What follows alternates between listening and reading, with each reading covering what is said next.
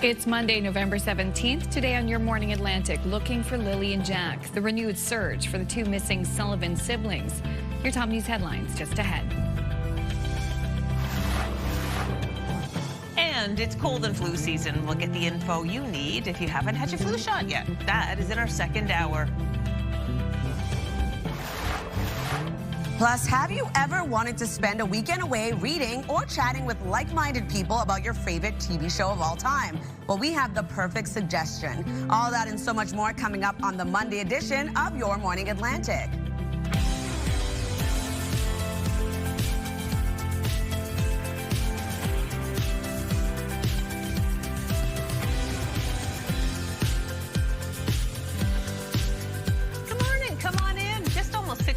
On this Monday, November 17th. So if you don't love the month of November, well, you're halfway through, in fact, past halfway through. Right. So there's that. And yeah, I just hope everybody has a great week. It was certainly a weekend full of different kinds of weather. Yesterday, I don't know if it could have rained any harder. Oh my gosh, but sometimes I love a good rainy day. That's what everyone's saying. They say, oh, I love having an excuse to hunker down and stay in my pajamas or get out and about. In any case, it was the weekend that it was. So, Latavia, you got to the gym. I went to the gym yesterday, too. That's how I escaped the raindrops. Same, and it was just coming down the window, but I was like, I'm indoors. I'm okay. Exactly. I'm sheltered. I know. Shout out to all the dog. Well, I guess you're a dog owner, too, but the dog walkers and all. I went out and about yesterday a little bit, and I saw people bundled up walking their dogs. Being here on the East Coast, one of the best investments I've ever made is spending the extra money and getting a good pair of rain boots, rain pants, and also a really good rain jacket as well, because when it comes to the weather, you got to get out there some days. And if I'm dressed to the nines for the weather, feeling good. Feels fine. Yeah. Do we need to have all that stuff out today? Yeah. Okay. Yes, we do. Don't put it away yet. Well, we definitely saw towards the end of last week, temperatures cooling down. They're going to remain below seasonal for much of the region yet again. And we do have mixed precipitation returning in the forecast. I feel like we've just been in such a pattern, Latavia, where we've had this day where it's like clear conditions, but really cold, and then rainy and warm. Yep, well, that's exactly what we're going to see the beginning of the week to midweek at least. Oh, at least we know what to expect. Exactly. We'll take a look right now at our live eye over in Fredericton. You can see it snowing early this morning. We are going to see mixed precipitation across New Brunswick today. Something to keep in mind when you are heading out. We do have a snowfall warning in effect for parts of New Brunswick today. 0 right now in Fredericton. It's going to be cold for much of Atlantic Canada today. Also something to keep in mind when you are heading out. As of right now, 4 degrees in Charlottetown, 6 in Sydney, 1 currently in Halifax, -3 in Labrador City, 2 degrees in Happy Valley, Goose Bay, and 7 into St. John's, Newfoundland. Seeing that snowfall warning in effect for areas northwest of New Brunswick today, we are going to see around 15 centimeters of snow accumulation before tapering off to flurries. We do have a wind warning in effect as well as a coastal flooding statement for parts of Newfoundland, and a snowfall warning also in effect for today for parts of Labrador. Over to our satellite and radar, you can see this current system across the region, bringing us some snow early this morning and or showers for parts of the Maritime region. We're going to see the same thing as well for both Newfoundland and Labrador. Mixed precipitation remaining throughout your day today. In terms of the wind, it will remain out of the west and northwest this morning. As of right now, 31 kilometers per hour in Canso, with 28 into Edmundston and Greenwood, as well as into Halifax, 39 into Yarmouth, 31 in Charlottetown. Wind gusts as of right now getting up to 61 in Yarmouth, 52 in Charlottetown and Canso, 41 in Greenwood and Edmundston. We'll take a look at your long-range forecast just ahead, but first, a look at your local news with Amanda. Thank you, Latavia. A new search took place over the weekend for 2 missing Nova Scotia children. So we're looking for boots, any children's clothing, a little white backpack that Lily would have had. Jack and Lily Sullivan were reported missing on May 2nd from their home in Lansdowne Station. On Saturday, the Ontario-based group called Please Bring Me Home traveled to the Pictou County area in an effort to find them. According to the group, it has assisted in locating more than 50 missing people since it was founded in 2018. Various search teams that have been organized, just volunteers from the community, Please Bring Me Home members, some family and friends, to join an effort to search along the waterways, specifically any of the waterways that go into and connect to the middle river of Pictou and even further down the river, under the theory that they wound up in the middle river of Pictou. Not how they wound up there, just that they could have wound up there, and it very well could have been missed. In September, the RCMP brought in cadaver dogs, but no remains were found. Police have previously said there was nothing definitive to show the children are deceased. Anyone with information on the case is asked to contact police. Police in Nova Scotia's Annapolis County are investigating a fatal house fire. Emergency crews responded to the blaze on Highway 362 in Margarettsville on Friday around 4:20 a.m. Police say after the fire was extinguished, the remains of an adult were located. They do not believe the fire was suspicious. Officials with the Nova Scotia Fire Marshal's office could be seen searching through the rubble Friday afternoon. The investigation is ongoing. To another fire now. People living in and around Salisbury, New Brunswick have been without their grocery store since it was destroyed by a blaze almost 2 months ago. Now there is word they could be getting it back. CTV's Derek Haggett has more. When Walker's, your independent grocer, burned to the ground in September, Salisbury lost more than just its grocery store. A lifeline for seniors, a community hub, gone. Oh, it sucks. I mean, you run out of the basic necessities and you get to drive to the city to get them. It now appears Loblaws will rebuild. The grocery giant tells CTV News it's working extremely hard to reopen the store as soon as possible in the new year, and it's fully committed to getting back up and running for the community. Other stores nearby are only 15 minutes away, but it's not that simple for some. Petit Kodiak, obviously not as bad, but this is the familiarity. This is what they know, so it's a huge inconvenience. And we've got an aging population here. A lot of seniors don't have that luxury of being near a grocery store in the city. Country markets and dollar stores trying to fill that void by stocking more items.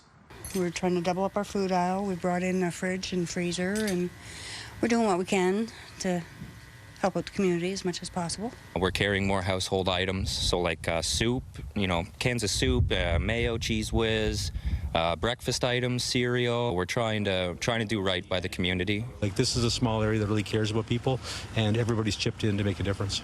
The cause of the fire is not yet known. Derek Haggett, CTV News, Salisbury. Thank you, Derek.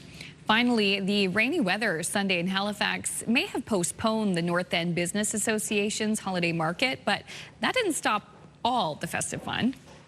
Hello, how are you? Come in.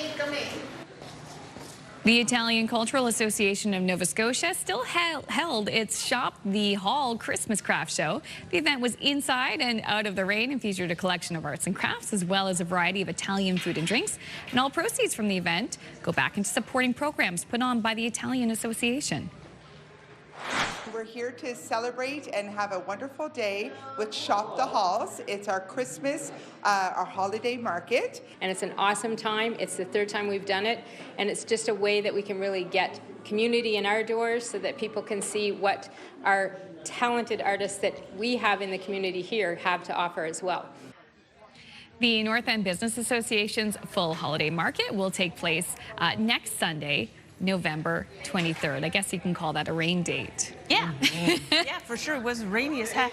Fun to see all these markets. They're so popular. Oh, yeah. Yeah. I went with my mother-in-law to the Dartmouth Makers Market Sunday, which was at the Zatzman Sportsplex in Dartmouth. And that was a nice excuse to, like, get out and about when it was still pouring rain outside. Yes. Not to be confused with the Dartmouth Makers Winter Market, which is coming up at the end of the month at Christchurch Hall. Yes. Many a market. Absolutely. Many a market. Glad you mentioned it, because when I Googled the times, I was like, wait a second, do I have the weekend wrong? Yeah. And that was exactly it. Different market. Yeah. Yeah, there are lots and lots out there, and they're lots of fun. Okay, this is totally different, but interesting and good news. Researchers have developed the first new type of malaria treatment in 25 years. Wow. New drugs are needed because parasites learn to adapt to older treatments. So testing so far shows that this drug not only works against malaria, it's also effective in slowing its spread. The next step is applying for regulatory approval, but this is huge. Wow. This is going to save lives. Amazing. Quite a breakthrough. Very exciting news there. There is lots more to come, too, on this show over the next 3 hours. So coming up next, I'll have your first look at your national and international news headlines on this Monday morning in Latavia.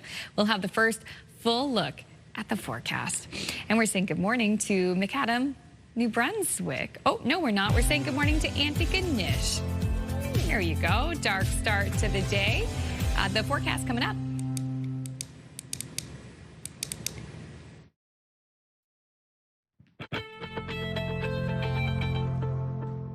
Welcome back. The time now is 6:12. Taking a look at a very snowy start to the day over in McAdam. A cold one at that as well, so keep that in mind when you are heading out. Currently -2 degrees in your area, seeing snow transition over to mixed precipitation a little bit later this morning. Weather is brought to you by the Atlantic Lottery mobile app. It is a cold start to the day, and we are seeing mixed precipitation for much of the region today. As of right now, 0 heading out in Fredericton as well as into Moncton, 1 degree in Halifax, 4 in Sydney and Charlottetown, 3 degrees over in Happy Valley, Goose Bay, and 7 into St. John's, Newfoundland. We do have a snowfall warning in effect for parts of the northwestern region of New Brunswick for today. We could see up to 15 centimeters of snowfall accumulation before it transitions over to flurries. And a wind warning also in effect for parts of Newfoundland, looking at wind gusts between 80 to 110 kilometers per hour, with a coastal flooding statement in effect for this morning. We do also have a snowfall warning in effect for parts of Labrador. Could see around 5 to 15 centimeters of snow accumulation. Here's a look at our forecast timeline. You can see here parts of the maritime region starting off the day with snow. That will transition over to snow mixed with rain for much of the maritime region, although Cape Breton Island starting off the day with a bit of sunshine as the sun begins to rise, and then seeing precipitation move into the afternoon. For Newfoundland and Labrador, same thing applies. We are going to see for the most part snow across much of Labrador, and for Newfoundland, we're going to see mixed precipitation as well, but for the most part seeing rain across the province. Into the evening hours, we're expecting to hold on to some of this moisture. A chance of flurries and or showers will continue and then start to clear out a bit more into early Tuesday morning. If you're wondering about precipitation totals, we'll take a look at our rainfall outlook. Going to see around 2 to 10 millimeters for parts of New Brunswick, 2 to 5 for Prince Edward Island. Also seeing around 2 to 5 millimeters for parts of Nova Scotia. The heaviest of that precipitation will focus in on Newfoundland and Labrador. Labrador seeing around 2 to 20 millimeters, and the heaviest being 30 to 40 millimeters into St. Anthony. For our snowfall outlook now, looking at around 1 to 5 centimeters of snowfall accumulation for parts of New Brunswick and Nova Scotia, and then seeing around 1 to 10 centimeters for Labrador, being the heaviest into Happy Valley, Goose Bay. Over to our forecast today for New Brunswick, looking at highs between 2 to 4 degrees rather. Rain mixed with snow expected for much of the province. Wind gusts getting up to 50. Prince Edward Island looking at highs between 4 to 5 degrees. We will be seeing much of the same mixed precipitation throughout your day. And then for Cape Breton, eastern Nova Scotia, starting off the day with a bit of sunshine and then seeing showers and flurries for parts of this part of the province. And then for the rest of Nova Scotia, looking at highs between 3 to 4 degrees, isolated showers and or flurries expected throughout the day. Then for Newfoundland and Labrador, -1 in Labrador City, looking at snow throughout your day, and 12 degrees over in St. John's, Newfoundland, looking at rain throughout yours. Over to our forecast for Tuesday, we are going to see a low chance of some spotty showers and or flurries for parts of all 3 maritime provinces. And for Labrador, still holding on to that snow, some mixed precipitation for parts of Newfoundland. And then into Wednesday's forecast, sunshine returns, although it will remain quite cold. That's a look at your weather forecast. We'll throw things over to Amanda for your national and international news headlines. Thank you, Latavia. A Calgary man and his daughter have died after being swept into the ocean while on vacation in California.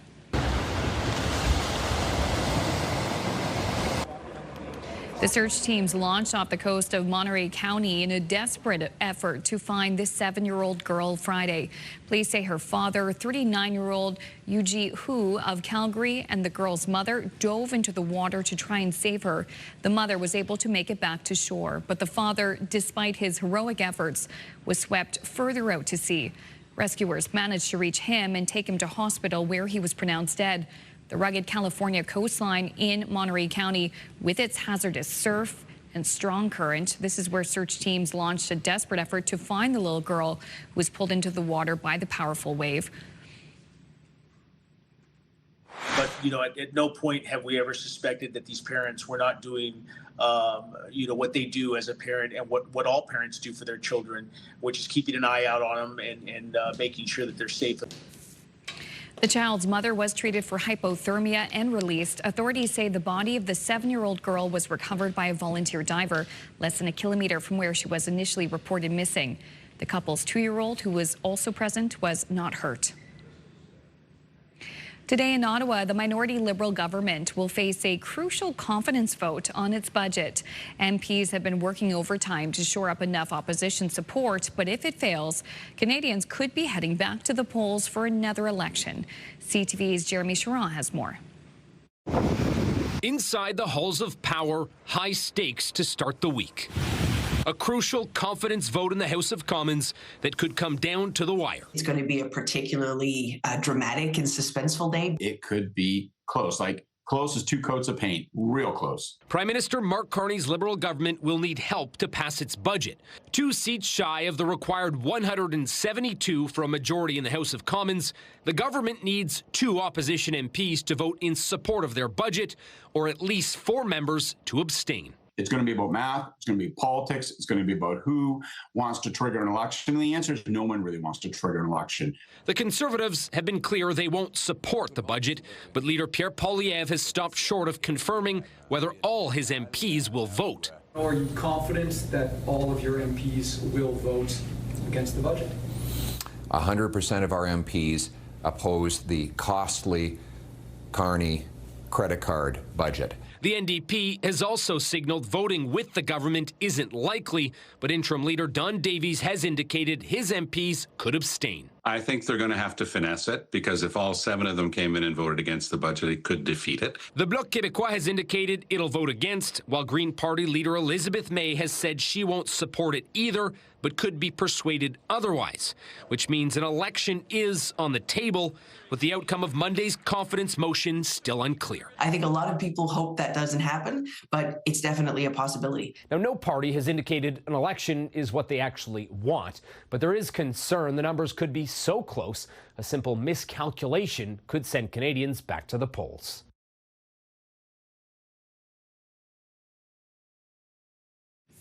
CTV's Jeremy Charron reporting in Ottawa. The Saskatchewan Roughriders have won their first CFL championship since 2013, and they did so by beating the Montreal Alouettes 25-17. The 112th Grey Cup also was a moment in history. It's the last time a game's going to be played under the current CFL rules. CTV's Alex Karpa finds out what's changing and how fans are feeling. And Grey Cup 112 is underway. The highlight of Canadian football, a day fans have been eagerly waiting for. Fans from coast to coast descended on Winnipeg for one of the country's greatest sporting events, the Grey Cup.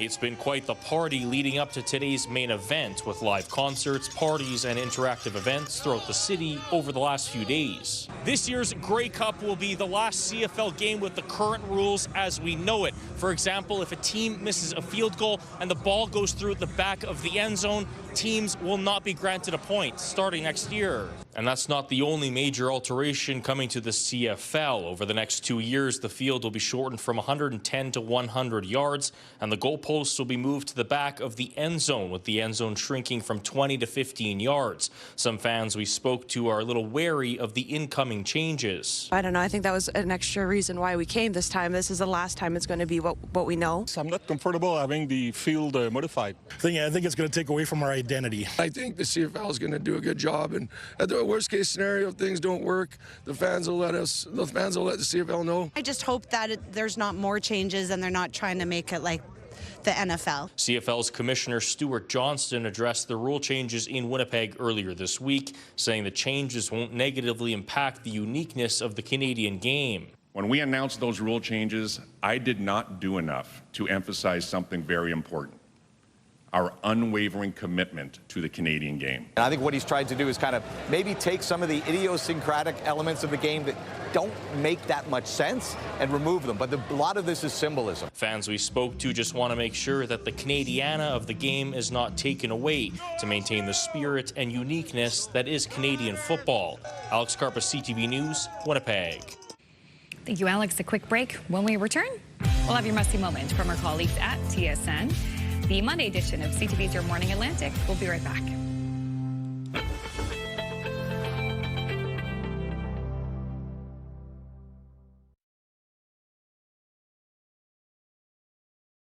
Move Mornings with Aaron and Peter. Weekday mornings on Move 100.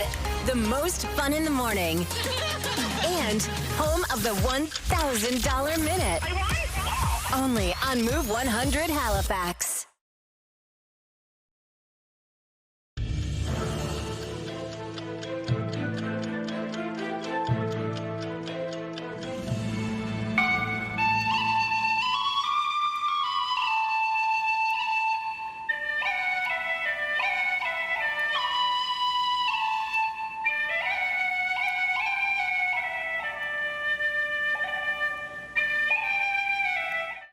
All right, that one, we went quite far back in history. Yeah, that was a throwback indeed. It is now 6:25 and time to check in with the friends at TSN Sports Center for today's must-see moment. Hello there, Kara Wagland in the Sports Center newsroom with your must-see moment from Thursday. And for it, we head to European World Cup qualifiers where France was facing Ukraine. 41st minute, Bradley Barcola curls one on net. And Anatoly Trubin gets his fingertips on it to push it off the post, just getting enough of the ball to make the save at full extension. Very nice save, earns Trubin the must-see moment from Thursday. And coming up this Sunday on both CTV and TSN, it is the 112th Grey Cup. It's the Saskatchewan Roughriders taking on the Montreal Alouettes. Our countdown to kickoff goes Sunday at 6 p.m. Eastern, 3 Pacific. That's all for now from the Sports Center newsroom. Have a great day.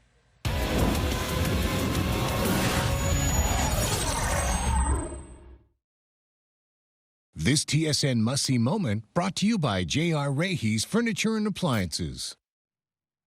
Taking a look at our 3-day forecast. Starting off the work week, we're looking at snow that will mix with rain into later this morning with a high of 2 degrees. On Tuesday, looking at 4 degrees with a mix of sun and cloud, but we do have isolated flurries returning to the north. And then on Wednesday, 4 degrees is your daytime high and lots of sunshine across the province. Nova Scotia looking at mixed precipitation as well, a chance of showers and or flurries throughout the day with a high of 3. On Tuesday, looking at isolated flurries and or showers continuing with a high of 4. On Wednesday, daytime high remains at 4 degrees with a mix of sun and cloud for much of the province. Prince Edward Island looking at mixed precipitation as well with a high of 5. 4 degrees across the island on Tuesday with isolated showers, and on Wednesday, sunshine returns with a high of 4.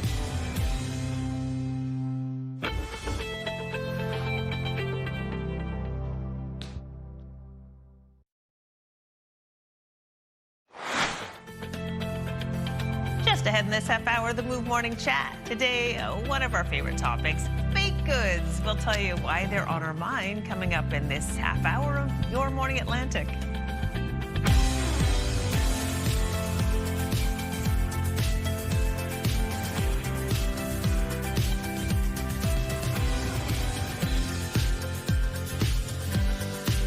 Hey, good morning. We hope you had a great weekend, and we're so happy that you were starting off your work, school, whatever week it is with us here on CTV's Your Morning Atlantic. I feel like this is the time of year, too, where people really love to dig into the baking because it's either cold or it's damp outside, and you kind of just want to be nice and cozy inside. My husband, great cook, not a great baker. He doesn't like it, stresses him out. He decided to bake molasses bread last night. Wow. And he's just, yeah, I'm just gonna do it. God love him.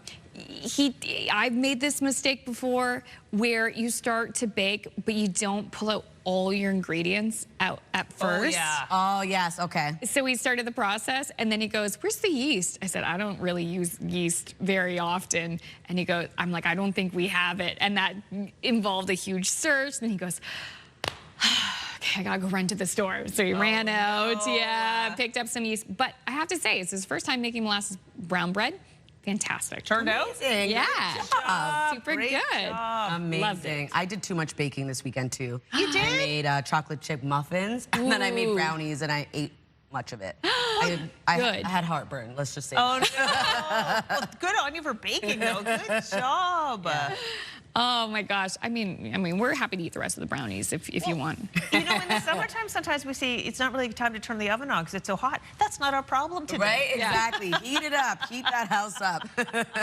Yeah, definitely a cold start to the day for much of the region. Going to remain cold, and we do have some mixed precipitation kind of moving across Atlantic Canada throughout the day. Sounds like November. Exactly. Yeah. So as you can see from our live eye over in St. John's and Newfoundland, a wet start to your day. Make sure to allot some extra time out on your morning commute for many areas, really. But because of that precipitation, it will be sticking around throughout your day today. Currently 7 degrees in your area, though, one of the warmer spots across the region as of right now.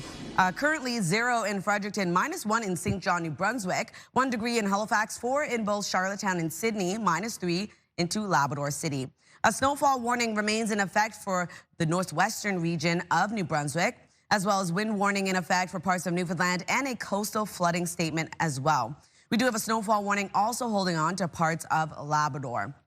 Over to our satellite radar, you can see that low pressure system currently tracking across our region as of right now, bringing periods of snow early this morning for much of New Brunswick. We'll transition over to much of the Maritimes seeing mixed precipitation, so rain and or snow, and also going to see Newfoundland and Labrador seeing that mixed precipitation as well towards the afternoon.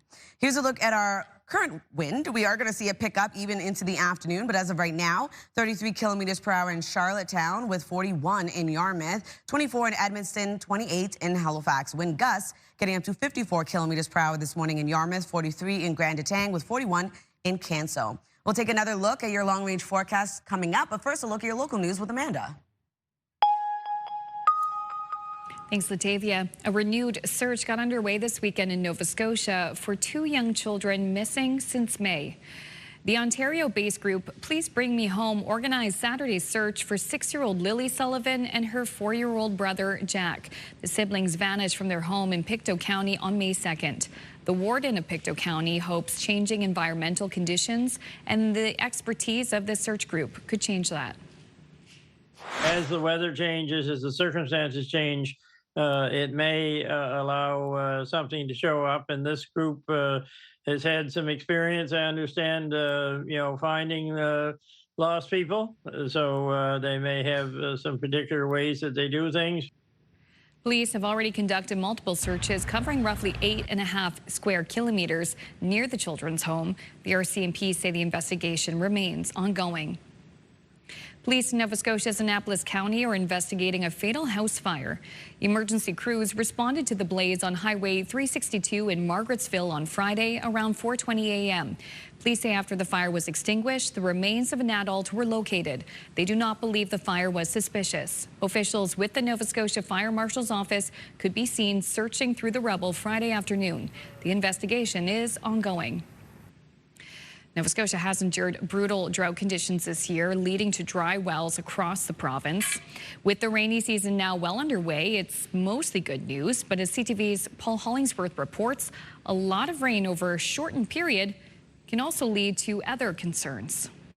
Retired Environment Canada meteorologist Gary Lyons says climate change models predicted the recent extreme weather that impacted Nova Scotia. This scenario this past summer was quite dramatic in the sense that not only was there less rain, but we got really good summer temperatures. The result was a record-setting drought. There were numerous wildfires, wells went dry, and farmers had damaged crops across the province. It had a definite influence on the decrease in yield of our products, like the wild blueberries.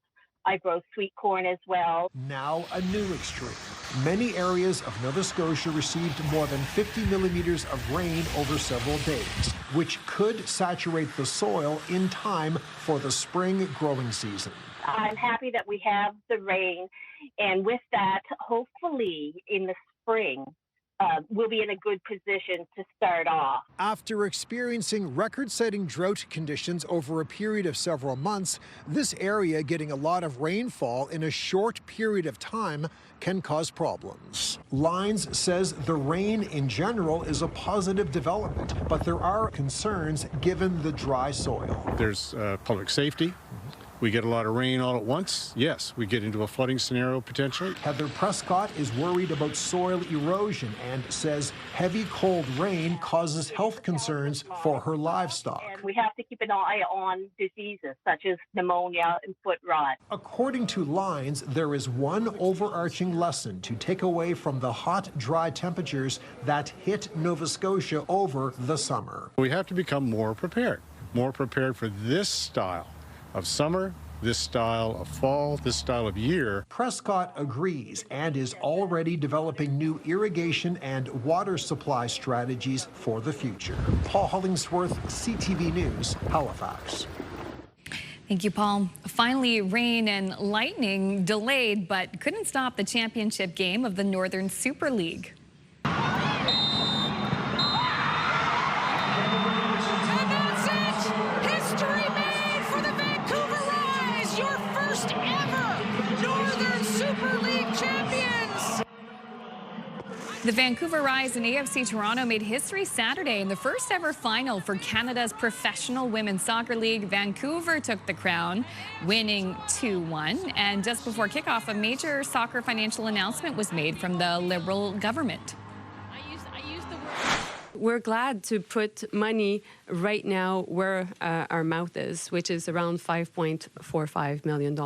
This is about creating role models, not just as players, not just the endurance, the dedication, and the skill, but also role models in business, role models to build this country.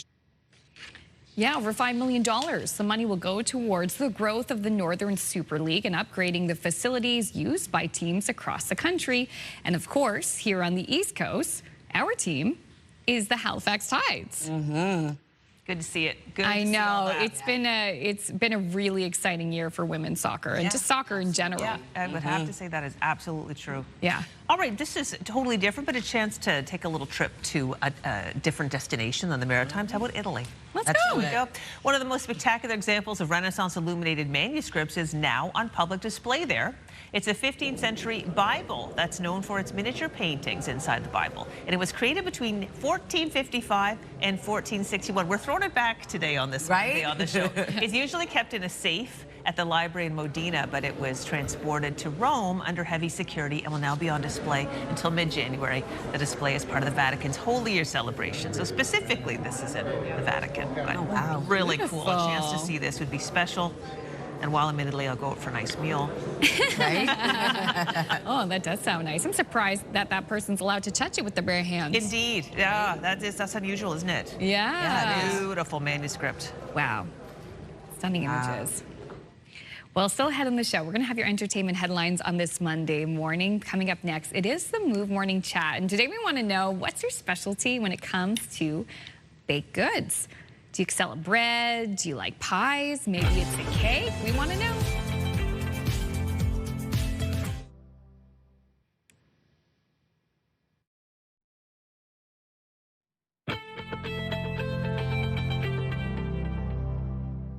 Good morning, Atlantic Canada. The time now is 6:43. We are expecting quite a wet day ahead over in Charlottetown. It's currently 4 degrees. We are going to see rain mixed with snow a little bit later this morning, starting off with a chance of showers.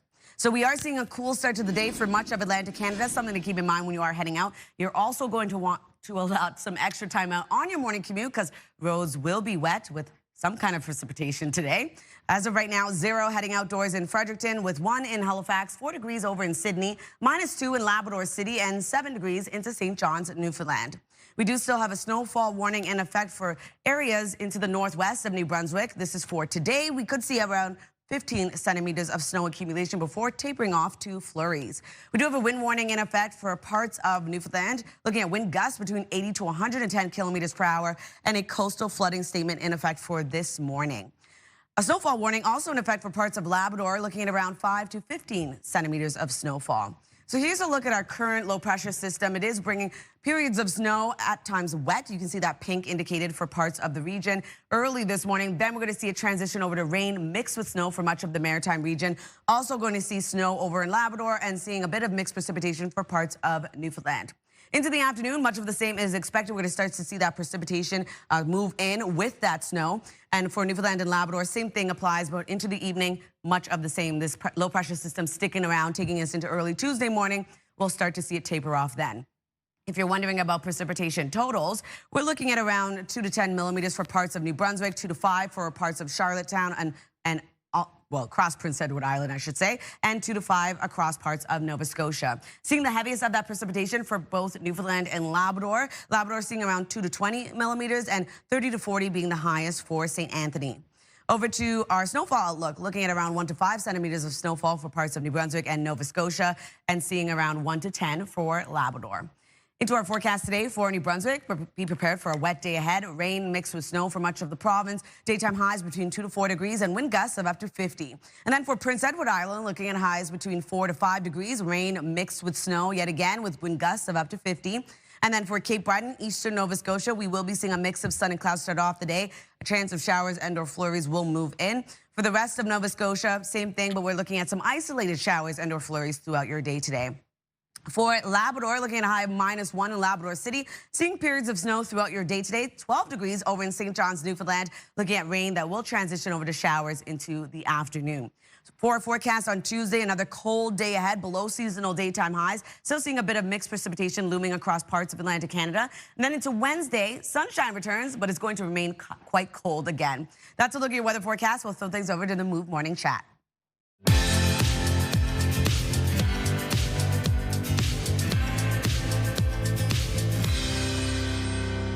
Time again for the Move Morning Chat. This morning, we're celebrating National Homemade Bread Day. So we're posing the question, what is a baked good that is your specialty? Eric, Peter? Yeah, and I know, Amanda, I can't wait to talk to you about this because I know this is right up your alley. Oh, yeah. Homemade bread, too. I mean, that is something that I want to do this year. I want to learn how to make homemade bread because I think it's so beautiful and it's delicious. Me, I'm a total muffin girl. I love to bake, but muffins are my favorite because it's kind of my clear what I have out of the fridge thing where I'm like, what fruit can I throw in there? I'll just wing it. I just will wing whatever I can make, throw it in my fridge or my cabinet, and it is delicious every single time. You cannot screw it up. I'm going to tell you that I think we're establishing that I don't cook. I eat, that's clear, but I don't cook. But I want to bring up what I think is my wife's baked good specialty. And it's a cake that she makes that is actually, she gets requests for this. We recently took this to a friend who was celebrating a birthday in the Annapolis Valley. We call it the wedding cake, but it could be a cake for any occasion. It is so dense. It has so many eggs in it that it is so heavy. In fact, when we delivered this cake to our friend who was celebrating her birthday, it was in like a Tupperware kind of cake case. And her husband picked it up, and I said, no, pick it up from the bottom. You'll lose it. It's so heavy. It's heavy and dense and delicious, and it is, well, you can't say no to it ever. Sounds great.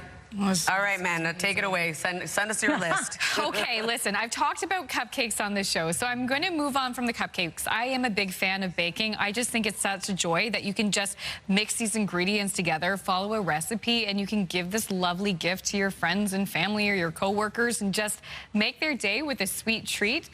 That's a lot of fun for me.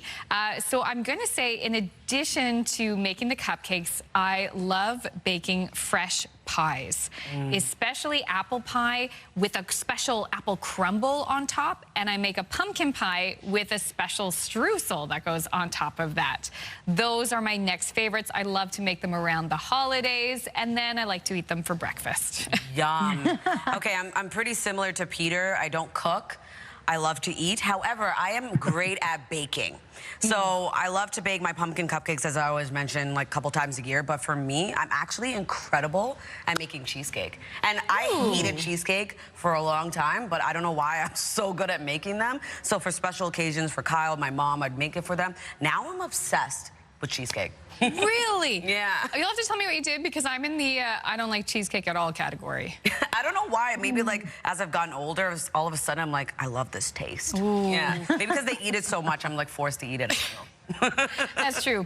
I can just smell the fresh baked goods coming out of the oven, especially on a cold day. So we're asking our viewers this morning, it is National Homemade Bread Day. What homemade baked good is your specialty? Doesn't have to be bread.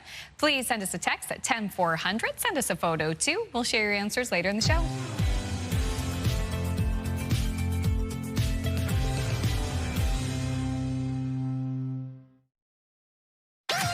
The #1 morning show in Halifax. Turk, Megan, and Amateur Alex. And home to the biggest artists.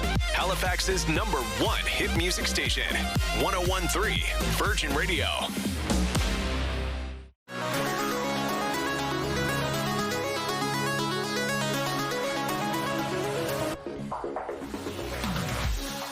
Well, in case you missed it, a Dartmouth high school teacher has been recognized in a big way. As CTV's Vanessa Wright shows us, his love for science has given him the reward of a lifetime. It's Shane McLeod's specialty. He teaches people the power of physics. From when I started taking physics in university, my hope was that I could someday teach physics at whatever level.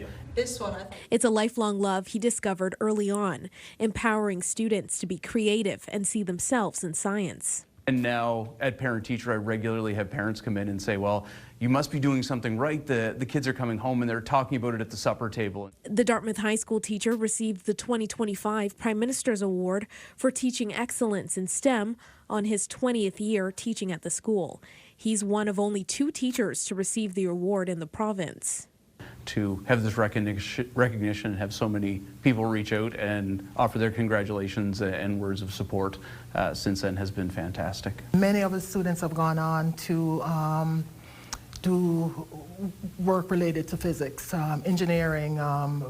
We've seen students go on in the medical field. So he does have a tremendous impact on kids in the classroom.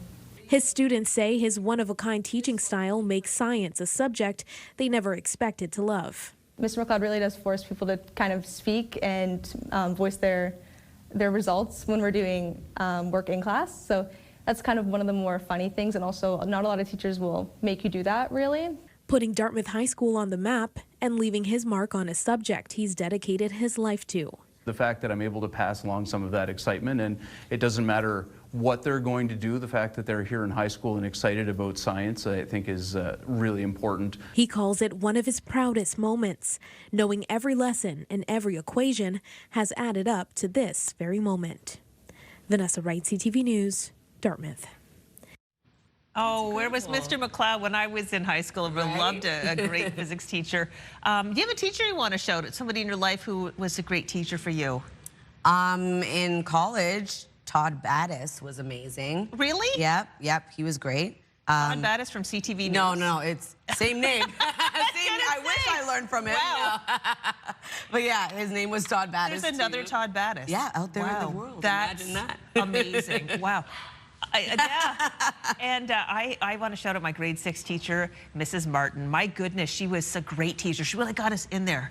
We did a unit on Egypt, and she had us learn how to make baklava. That's really cool. It was awesome. Yeah. All right, well, we're going to talk about the 3-day forecast now. Looking at New Brunswick, we will be seeing snow mixed with rain for much of the province, a high of 2 degrees. On Tuesday, a high of 4, so still remains below seasonal, seeing a bit of sunshine. Isolated flurries return to the north. And then on Wednesday, lots of sunshine across the province. Daytime high remains at 4. Nova Scotia looking at a high of 3 degrees, showers and/or flurries throughout the day. On Tuesday, looking at some isolated flurries and/or showers continuing with a high of 4 degrees. And on Wednesday, sunshine returns across much of the province. Prince Edward Island looking at mixed precipitation as well today with a high of 5, 4 degrees on Tuesday with some isolated showers. And then on Wednesday, sunshine with a high of 4.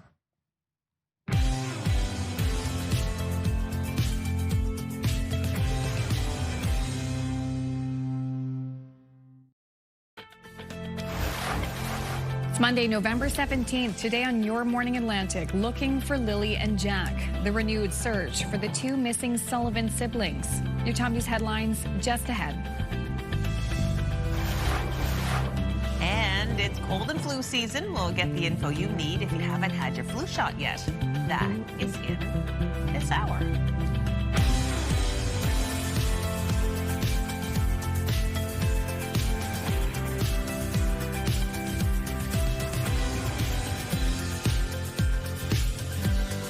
Good morning, Atlantic Canada. Thank you so much for joining us. 7 o'clock, second hour on this Monday. Feels like it's kind of flying by. Yeah, right? I'm like, is it just me out? That's a good thing on a Monday, I think, to get your morning started off on the right note. It didn't start off like that for me, though. Really? I came in, I needed that cup of coffee. I was so sleep deprived, so I guess maybe time has moved fast from me or stopped. I don't know. Where am I? The fact Latavia is here, oh my gosh, when you have 2 little boys under the age of 2 years old, then you're trying to get better in all of it. Oh my gosh. You did warn me, but rough. for some reason they keep getting into routine. Everything's getting better. Yeah. Then they decide to, they're like, rip up that paper, throw it in the air. True. Yeah, we're changing it up. Yeah. It usually means they're in some kind of like new developmental milestone. That's what was my kid. So you'll see, there'll be something good on the other side of it, I think. Better be. No, I'm just joking. All right, we're going to talk about the weather. A cold day ahead for much of the region. And we're seeing another low pressure system track across the region. Mixed precipitation yet again. Oh, okay, yeah. Yeah. Of course we are. Surprise, Right? surprise, surprise. You don't It's have your winter November. tires on yet, get to it. Yeah. That's advice for myself I would as say well. so. Well, like, Especially yeah. Main Street in Here's- Moncton. Yes, There's the exactly. proof. Yep. Definitely seeing that snowfall on the ground. We're going to continue to see mixed precipitation in your region, rain mixed with snow for the most part. Today, you're looking at 0 starting off your day, so it is quite cool as well. You're going to want to allot extra time out on your morning commute, as you saw from that live eye. 0 also in Fredericton starting off your day, 1 degree in Halifax, 4 in both Charlottetown and Sydney, 2 degrees over in Happy Valley, Goose Bay, -2 in Labrador City, and looking at 7 starting off your day in St. John's, Newfoundland. We do have a snowfall warning in effect for parts of the northwestern region of New Brunswick. Also, a wind warning and coastal flooding statement for parts of Newfoundland, and a snowfall warning in effect for parts of Labrador. Here's a closer look at that system tracking across Atlantic Canada. We will be seeing mixed precipitation for much of Atlantic Canada throughout the day today. Only place that we'll be seeing a bit of sunshine early in the morning is parts of Cape Breton Island, eastern Nova Scotia, before you see mixed precipitation as well. Wind will be breezy across the region yet again today. As of right now, 33 kilometers per hour in Charlottetown, 39 in Yarmouth, 30 in Greenwood, as well as into Edmonton. Wind gusts getting up to 61 currently in Yarmouth, 43 in Grand Detang, 44 into Charlottetown, 41 in Greenwood and Canso. We'll take a look at your long-range forecast just ahead, but first a look at your local news with Amanda. Thank you, Latavia. And we'll get into how the weather is impacting ferry service around the region in just a moment. But first, we begin with developing news from Halifax Regional Police. They say that they were responding to a vehicle collision. Here's what we know so far. At 6:13 a.m., Halifax police say they responded to multiple reports of a vehicle traveling northbound on the wrong side of Highway 111 near Exit 5. That's Micmac Boulevard in Dartmouth. Police say a few minutes later, callers reported a head-on collision near the on-ramp by Woodland Avenue. The occupants of both vehicles suffered serious injuries and were taken to a hospital. Police say investigators are still on scene conducting an investigation, but this is also worth noting too, if this is part of your morning commute, police say that all southbound traffic between Woodland Avenue and Micmac Boulevard on the 111 highway, it's reduced down to 1 lane, and those lanes will remain closed for an extended period of time. To the water now, the weather is impacting ferry travel in our region. According to Marine Atlantic, the 6:30 a.m., 11:45 a.m., and 5:45 p.m. ferry crossings between Port aux Basques and North Sydney, they're canceled. Meantime, service delays or cancellations for ferry crossings between PEI and Nova Scotia, they are possible for today. And as for ferry crossings between St. John and Digby, Bay Ferry says sailing conditions may be rougher than normal, so they are advising anyone susceptible to motion sickness to be prepared. A new search took place over the weekend for 2 missing Nova Scotia children. So we're looking for boots, any children's clothing, a little white backpack that Lily would have had. Jack and Lily Sullivan were reported missing on May 2nd from their home in Lansdowne Station. On Saturday, the Ontario-based group called Please Bring Me Home traveled to the Pictou County area in an effort to find them. According to the group, it has assisted in locating more than 50 missing people, since it was founded in 2018. Various search teams that have been organized, just volunteers from the community, Please Bring Me Home members, some family and friends, to join an effort to search along the waterways, specifically any of the waterways that go into and connect to the middle river of Pictou and even further down the river, under the theory that they wound up in the middle river of Pictou. Not how they wound up there, just that they could have wound up there, and it very well could have been missed. In September, the RCMP brought in cadaver dogs, but no remains were found. Police have previously said there was nothing definitive to show the children are deceased. Anyone with information on the case is asked to contact RCMP or Crime Stoppers. Police in Nova Scotia's Annapolis County are investigating a fatal house fire. Emergency crews responded to the blaze on Highway 362 in Margarettsville on Friday around 4:20 a.m. Police say after the fire was extinguished, the remains of an adult were located. They do not believe the fire was suspicious. Officials with the Nova Scotia Fire Marshal's office could be seen searching through the rubble Friday afternoon. The investigation is ongoing.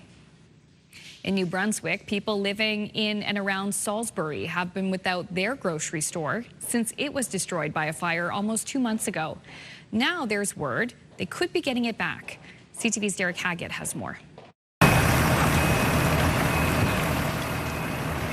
When Walker's, your independent grocer, burned to the ground in September, Salisbury lost more than just its grocery store. A lifeline for seniors, a community hub, gone. Oh, it sucks. I mean, you run out of the basic necessities and you got to drive to the city to get them. It now appears Loblaws will rebuild. The grocery giant tells CTV News it's working extremely hard to reopen the store as soon as possible in the new year, and it's fully committed to getting back up and running for the community. Other stores nearby are only 15 minutes away, but it's not that simple for some. Petit Kodiak, obviously not as bad, but this is the familiarity. This is what they know, so it's a huge inconvenience. And we've got an aging population here. A lot of seniors don't have that luxury of being near a grocery store in the city. Country markets and dollar stores trying to fill that void by stocking more items. We're trying to double up our food aisle. We brought in a fridge and freezer, and we're doing what we can to help out the community as much as possible. We're carrying more household items, so like soup, cans of soup, mayo, Cheese Whiz, breakfast items, cereal. We're trying to do right by the community. Like, this is a small area that really cares about people, and everybody's chipped in to make a difference. The cause of the fire is not yet known. Derek Haggett, CTV News, Salisbury. Thank you, Derek. Finally, the second annual Halifax Latin Food Festival was back this weekend. I'm serving a specialty from my province in South Brazil called Entrevero. The festival provided a great opportunity for people to get out of the rainy and windy weather. It featured live music, authentic food from Latin vendors, and also bringing people together. It's special because it's all women-led, all businesses that are local businesses, food entrepreneurs, crafts entrepreneurs, and they came to Halifax, and now they are starting their businesses. They are thriving in the community. They are part of this vibrant, diverse community, and the event is all about that. And the Halifax Latin Food Festival took place at the Halifax Brewery Market. I love the brewery market. Oh my God, I was just gonna say that. Yeah. Isn't it a wonderful space? Beautiful. To make it feel like you're outside when you're not. Yes, exactly. I was thinking the very same, took words out of my mouth. Yeah. Great event. I love that. So much to happen. And good food, too. Well, speaking of the flavors of the world, it was cheesy at the World Cheese Awards. Oh, yeah. It was a tough job for the judges. An army of 265 cheese experts from all over the planet had the task of wading through dairy concoctions of every shape, color, and consistency. This was in the Swiss capital, Bern. They sniffed, they crumbled, they tasted, and each judge plowed their way through at least 40 cheeses before arriving at a winner. This is the winner. It's a Swiss Gruyere made from cow's milk at a small dairy in the alpine lowlands of western Switzerland. Wow. Pass the crackers, ladies. I'd love to try it. Yeah, me too. And the lactate. Yeah. If you've got a dairy issue. Intolerant, yes, or you don't eat dairy. That's not for you. Not for you. I don't fall into those categories. I'd be delighted to have that cheese. Me too. Me as well. All right.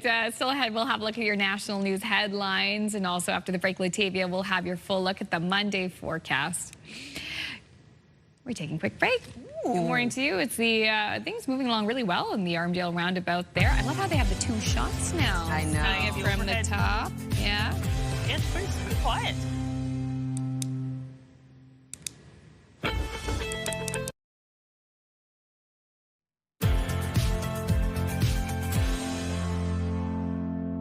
Happy Monday. The time now is 7:13. We're taking a live look at a sunny start to the day over in Yarmouth. Currently 3 degrees. We are expecting flurries and showers in your area, I guess a little bit later on.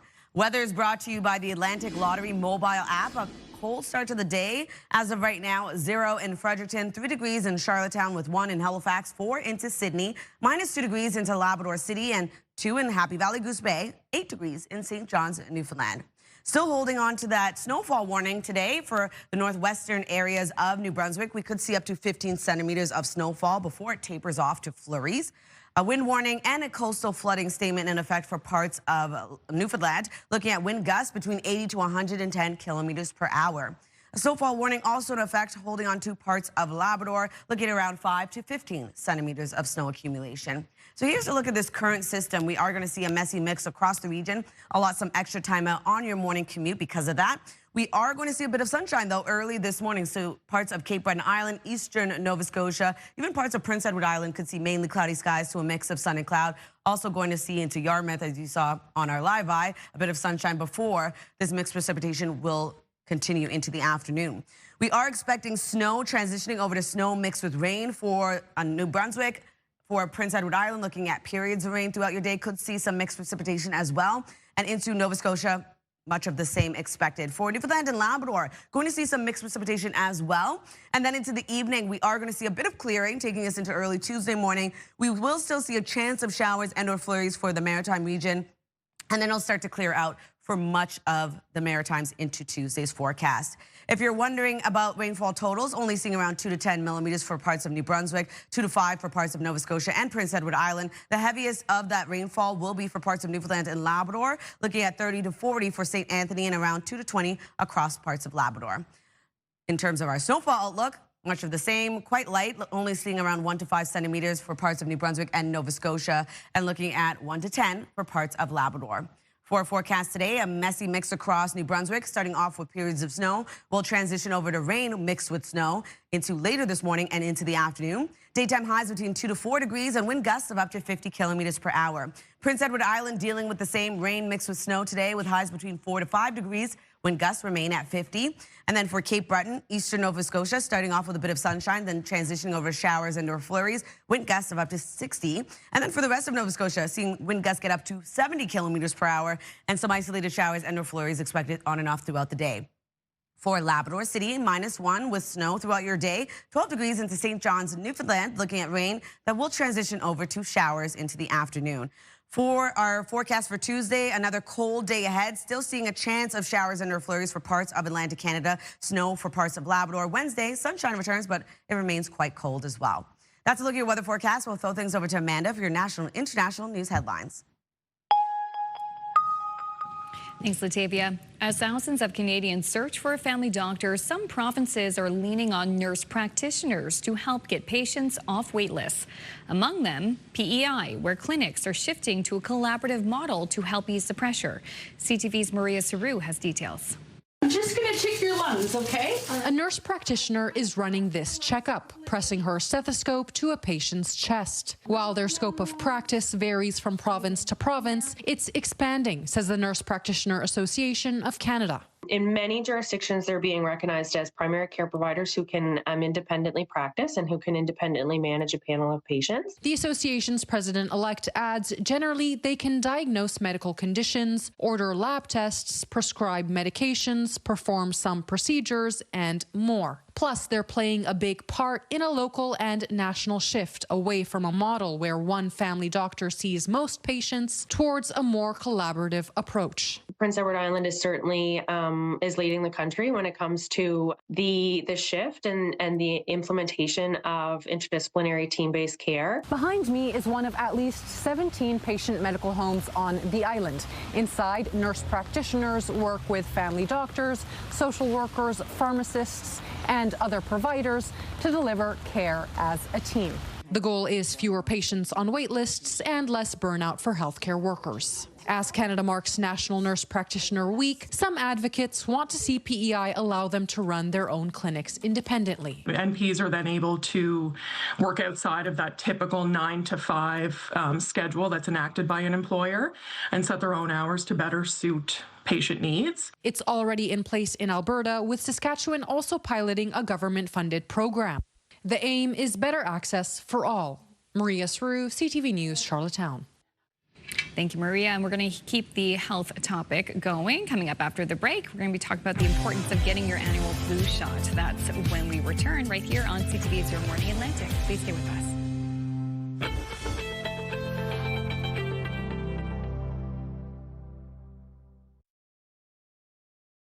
Move Mornings with Aaron and Peter. Weekday mornings on Move 100. The most fun in the morning.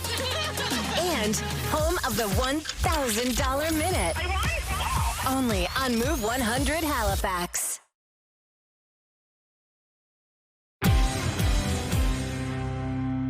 Good? Good? Yeah, that. Hi, I'm Janet Hazelton, President of the Nova Scotia Nurses Union, and we're here today at the union office having a sort of a mini flu shot session with some of our staff and other people. It's important for everyone because when we get the flu shot, we protect people that are around us, like our senior family members or children under 6 months, those that have susceptible to getting the flu. So we protect ourselves by getting the flu shot, but more importantly, we protect the people around us that we love and care for every day. Who should get the flu shot? Everyone should get the flu shot, unless they're told by their nurse practitioner or family doc that they shouldn't. So unless you're explicitly told not to, you should get it. And it's so available. You can get it at most every pharmacy. Our VON nurses have clinics. So there's lots of places to get it. So there's really no excuse. And it's free. I'm not seeing a reason for not getting it because you can schedule it anytime, 7 days a week, most places in Nova Scotia. You know, we're just getting into flu season. We hear from other places that typically get into it earlier that it's, you know, it's a moderate flu this year. So every year it's a little bit different, and the vaccine is a little bit different every year to make sure it's hopefully covering the particular strain of flu that's in our communities. So there's a flu shot that our 65 and older get, and that is like sort of an enhanced vaccine to give them a little more protection because of their age, quite frankly. And then we have the regular flu shot that's for anyone from 6 months to 65. So those are the two options. And the people giving the shot, whether it's a pharmacist, a pharmacist aide, a registered nurse, a VON nurse, they will know which shot to give. So you don't need to worry about it. It's just important for people to understand that there is a different flu shot for our senior population. To me, it's a no-brainer. You know, at my age, I'm in my late 60s, but I'm still very active. I want to stay healthy and be able to enjoy life. And it's, to me, vaccines are just a way of life for me. I think it's a smart thing to do, and it'll keep me healthy and active. It's that time of year where bugs coming around and you want to make sure that you protect yourself and the other people around you, especially if you're working with children and even just your coworkers. It's really important that everybody has the flu shot so they stay safe and we don't spread the virus around. A lot of people say that they don't get the flu shot because they don't like the side effects. The side effects of the real flu without the flu shot is much worse than the one you have with the vaccine. And with the vaccine, the majority of people have nothing. They have a sore arm. Some people say that they get a headache and they just feel generally unwell for about a day. So we hear that enough to know that there is some validity to that. However, the majority of people feel nothing, sore arm, that's about it. But none of that should prevent you from getting the flu shot, because if you get the flu, you're much, much sicker. And if the people you love, because you didn't get the flu shot, get the flu, like your grandmother or your mother that's in their 80s, then that's going to be a problem for them. Those vulnerable seniors will land in hospital, and they are very, very sick. And so it's really important that if you're going to be around seniors, you need to get the flu shot to protect them. It's really important for all of you to stay healthy so that you have fun. You're going to sporting events. You're spending time with your family and friends. You don't want to be sick with the flu during this time of year.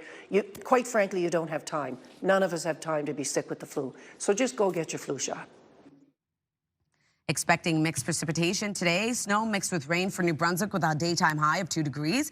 On Tuesday, looking at a high of 4, seeing sunshine for much of the province. We do have some isolated flurries for the northern region. Then on Wednesday, daytime high remains the same, and we will be seeing sunshine return across the province. Nova Scotia also looking at showers and or flurries with a high of 3 degrees. On Tuesday, looking at isolated flurries and or showers, continuing with a high of 4. Wednesday, seeing sunshine return. For Prince Edward Island, looking at rain mixed with snow today with a high of 5, 4 degrees on Tuesday with isolated showers across the island. And then on Wednesday, sunny skies with a high of 4.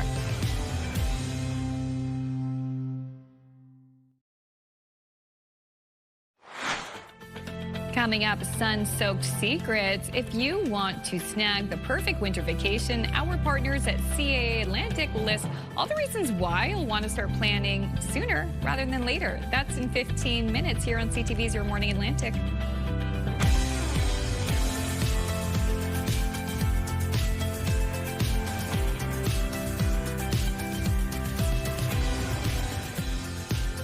Come on in.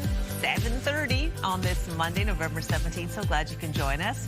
We live in a great part of the world, but you know, it's fun to visit other parts of the world like that. Those images of Thailand look pretty tempting. Right? Very peaceful. Gosh, so peaceful. And with CAA, I mean, it's with you for travel, right? And if you look at all the destinations that they offer, the variety, like cruises, there's Walt Disney World, like there's something for everyone. It's super exciting. Thailand. They hold your hand through the whole thing with the insurance and everything. We got Julia Kent on standby to chat with us about planning the perfect winter vacation. That sounds pretty good right about now, especially when we look at the weather out there, Latavia. Absolutely. Definitely cooling down across the region. Quite cold, breezy. And then we have that mixed precipitation that's moved in as well. So something to keep in mind when you are heading out early this morning. A lot that extra time out on your morning commute. You're going to want to drive a bit slower. We're going to take a live look at Grand Manan right now. It's going to come up, and you're going to see snowy live eye over there as well.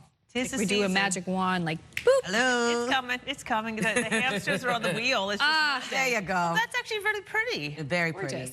So because of that, we're advising slow down on the roads and be careful. As you can see here, we do have some snow action early this morning. Currently -2 in your area, so quite cold right across the board. So also layer up before heading out, starting to feel quite like winter.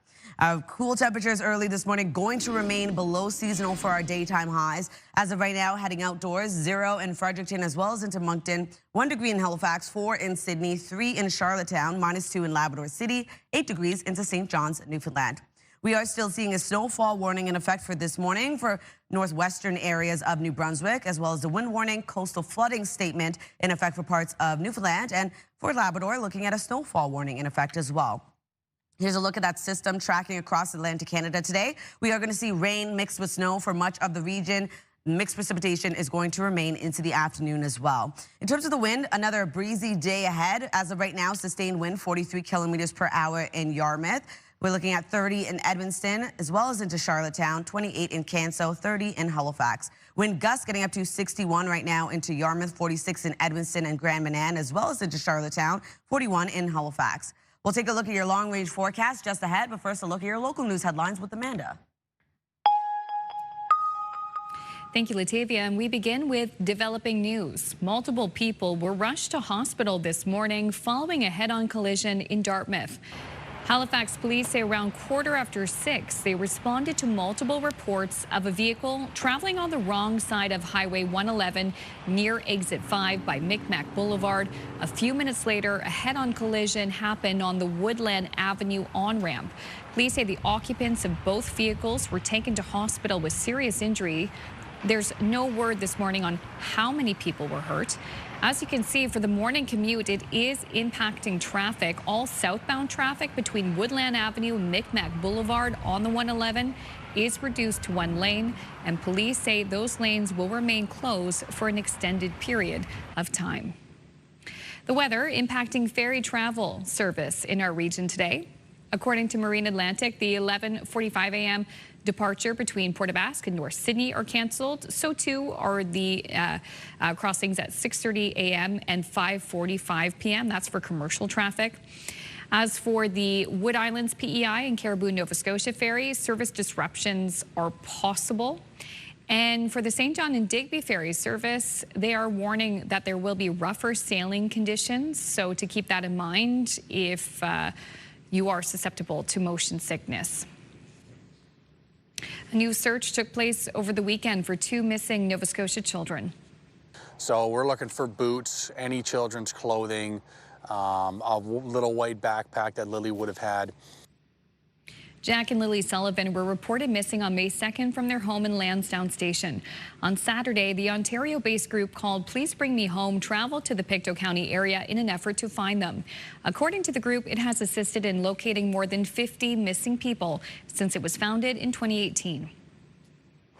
Various search teams that have been organized, just volunteers from the community, Please Bring Me Home members, some family and friends, to join an effort to search along the waterways, specifically any of the waterways that go into and connect to the middle river of Pictou and even further down the river, under the theory that they wound up in the middle river of Pictou. Not how they wound up there, just that they could have wound up there, and it very well could have been missed.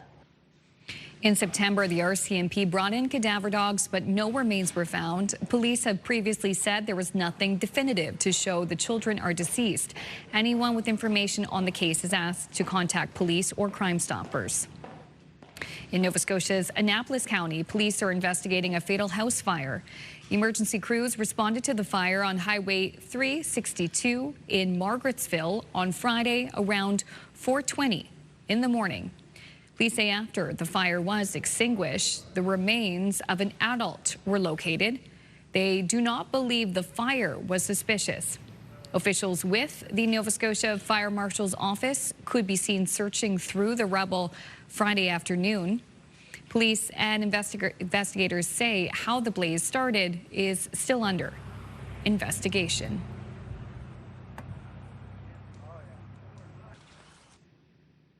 Finally, one Idaho family's pets are bringing the whole community together, but it is not your typical cat or dog. It's goats. When neighbors need to relax and unwind, they grab a leash and take one of their goats for a walk.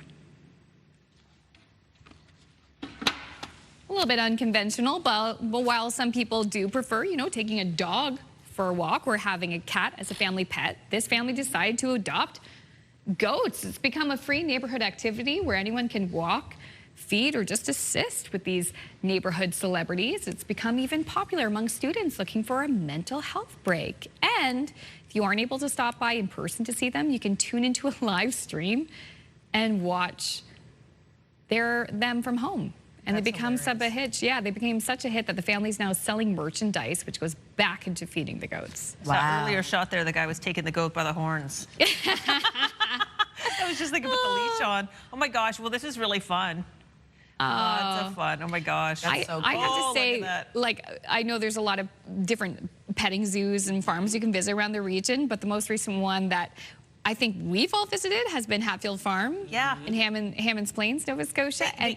The goats are a joy. Yeah. Yeah, they're a joy. They have more babies. So you can go pop by there. They're open, gosh, most days of the weekend, especially on weekends. So check it out. Also, a little reminder about our Move Morning Chat. We'd love to hear from you on this Monday. You'd really make our day. So let's take a little peek. Today's topic is it's National Homemade Bread Day. What homemade bread is your specialty? What's homemade baked good is your specialty? We'll take it even further. I know you've got the cheesecake, Latavia.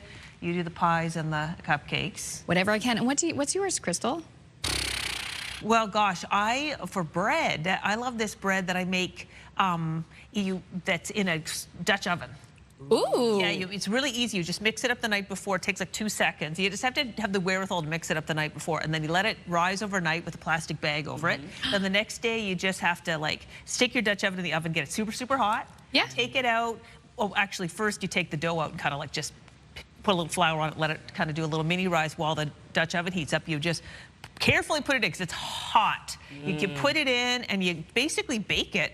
And yeah, in like 45 minutes you have, I think, bread that's as delicious as a bakery. Kind of like that baguette sort of feeling. It's wonderful. That sounds divine. And the whole thing, you don't have to wait for it to rise and all that. Amazing, because you did it overnight. It's overnight bread. Literally rise and shine. Rise and shine. And yeah, the only thing is, you kind of wish you had 2 Dutch ovens because it's so delicious and perfect when it's hot. Like the whole family comes running and eats it all. Right? I love fresh, warm bread. Oh my goodness. Well, that is planning ahead, and I'm glad you brought that up because we're going to be talking about planning ahead when it comes to your schedule, specifically going on vacation. Oh, wouldn't that be nice? Yeah. So still ahead, Latavia has the latest look at the forecast. And then we're going to be talking about planning a winter getaway. The folks at CTV Atlantic are here to tell us why planning now could really benefit you later. Stay with us. That interview is coming up here on CTV's Your Morning Atlantic.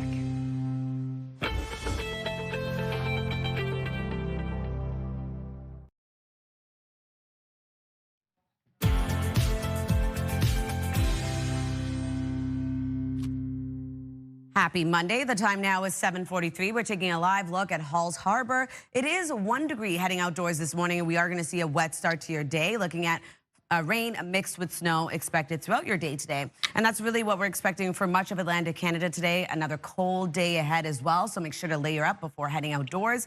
It's going to be a wet day, so make sure to allot some extra time out on your morning commute as well. 0 starting off your day in Fredericton with 3 degrees in Charlottetown, 1 in Halifax with 4 in Sydney, 8 degrees into St. John's, Newfoundland. Wind warnings remain in effect for parts of Newfoundland, expecting wind gusts 80 to 110 kilometers per hour.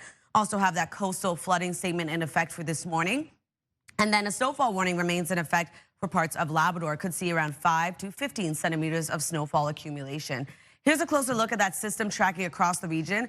Now, Cape Breton, eastern Nova Scotia, starting off a bit different, seeing a mix of sun and cloud early in the morning, and then we'll start to see mixed precipitation move into the afternoon. We're looking at rain mixed with snow for much of Atlantic Canada. It's going to continue throughout the day, starting to see it clear out a little bit into later tonight and into Tuesday morning. We're going to be left with a chance of flurries and/or showers for parts of the region. If you're wondering about rainfall, the rainfall totals, looking at around 2 to 10 millimeters across parts of New Brunswick, 2 to 5 for parts of Nova Scotia and across Prince Edward Island. The heaviest of that rainfall is situated into parts of Newfoundland and Labrador, looking at around 2 to 20 for parts of Labrador and 30 to 40 being the heaviest into St. Anthony. Over to our snowfall outlook, only seeing around 1 to 5 centimeters of snowfall accumulation for parts of New Brunswick and Nova Scotia, and seeing the heaviest around 1 to 10 for parts of Labrador. Over to our forecast today for New Brunswick. Rain mixed with snow across the province with highs between 2 to 4 degrees. Wind gusts of up to 50 kilometers per hour. Prince Edward Island looking at 4 to 5 degrees as well for your daytime highs. Also seeing mixed precipitation throughout your day. For Cape Breton, eastern Nova Scotia, seeing a bit of sunshine starting off your day and then showers and/or flurries moving in for this part of the province. Wind gusts of up to 60. For the rest of Nova Scotia, same thing applies, but isolated showers and/or flurries throughout the day. Wind gusts of up to 70. For Labrador City, a high of 1 today, looking at snow throughout your day and also seeing precipitation throughout your day for St. John's, Newfoundland with a high of 12. Tuesday's forecast, another below seasonal day, cold day ahead for Atlantic Canada. Going to still see a chance of mixed precipitation for parts of the Maritime region, seeing snow for parts of Labrador, also seeing a chance of flurries and/or showers for parts of Newfoundland. Wednesday's forecast, much of the same, but sunshine returns for the Maritimes. Another cold day ahead, Crystal. Yep, it's 7:45. When people hear forecasts like that, Latavia, they start to crave a hot, sunny vacation. But according to our next guest, you'll want to start planning that winter getaway now. Here to explain is our partner from CAA Atlantic, Julia Kent. Welcome back, Julia. So great to have you in. Thank you for having me. We love having you in, especially when we're talking about booking vacations. It's kind of my favorite thing to talk about. Yeah, and you're going to give us the inside track. Why do we want to book now? Well, if you haven't booked already, now is a great time to think ahead to the after Christmas kind of travel season, or even before Christmas, you can get some deals if you're booking last minute. But really, we want to start thinking about things like, what type of vacation are you interested in this year? So do you want to go on a cruise? Do you want to go to a resort? Do you want an adventure style vacation, maybe an African safari? What type of vacation do you want? Do you want pure relaxation or maybe a little bit more adventure?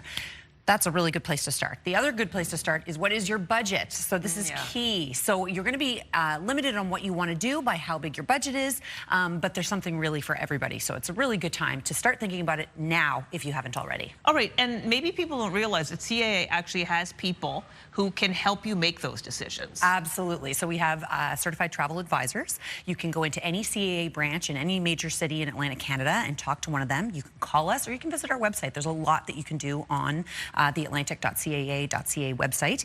But you can get walked through all of this. And I really love it because a travel advisor is your advocate, and they're an expert in your budget, your type of vacation you're looking for, maybe the destination you're interested in. And they've been to a lot of these places, so they have firsthand experience on specific resorts or specific cruise ships, so they can offer some advice as to what would be best for you, your family, or whoever you're traveling with. Yes, and they can also see your blind spots when booking travel, because most most of us aren't travel advisors, so we might forget things like, in the past, I've gotten in trouble. I didn't think about transportation from the hotel to the airport. Turned out it was really far. Yeah. But when I did work with a travel agent, they put all those red flags up, and they're like, yeah, you could just think of this, think of that, you know? That's a really good example. The other one is visas. Yes. That's really important, too. Oftentimes, that's forgotten about travelers, and travel advisors are there to remind you of those kind of things. Yeah, and all the more reason to book now to give you time to get all those ducks in a row. Okay, insurance is super important. Let's talk about the importance of insurance when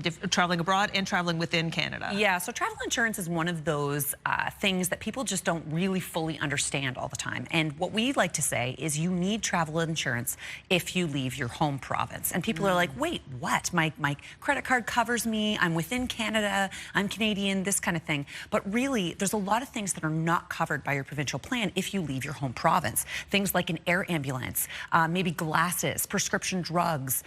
There's a plethora of things that are not covered. And so travel insurance really gives you that peace of mind that you're covered for any sort of unexpected cost related to your health if you leave your home province. And that's if you go abroad to another country or you stay within Canada. Interesting that it's even within a provincial boundaries. If you are out there and you're like, insurance, I wouldn't know where to begin. Where do you begin? You can call CAA. We'll help you out. We are experts in travel insurance, and there's all different types of travel insurance, like non-medical, trip cancellation, baggage coverage, all these kinds of things, multi-trip. Whatever you want to do, we have it there for you, and there's different prices. And the travel within Canada can be really inexpensive. So it's something to look into for sure. I remember you saying that, like it was dollars, like not tens of dollars. Oh, yeah. Like it's amazing. awesome. People are really happy when they get it. All right, that's pretty much your time, Julie. Anything else you need people to know before you go today? I hope everybody has a safe and smooth travel experience this season. And yeah, enjoy the sun. I'm hoping to get down to the sun. Yeah, wouldn't that be nice? Would be well, nice. we love having you in, Julie. Thank you so much for this advice. Thank you for having me. And we have put CAA's information on our website to make it easy to find. In the meantime, at 7:49, we're going to turn our attention over to Amanda. Thank you, too, so much. Health and medical news now. Heart disease is the #1 killer of adults worldwide. And now scientists may have found a way to lower the risk. It is one of the topics in Your Health.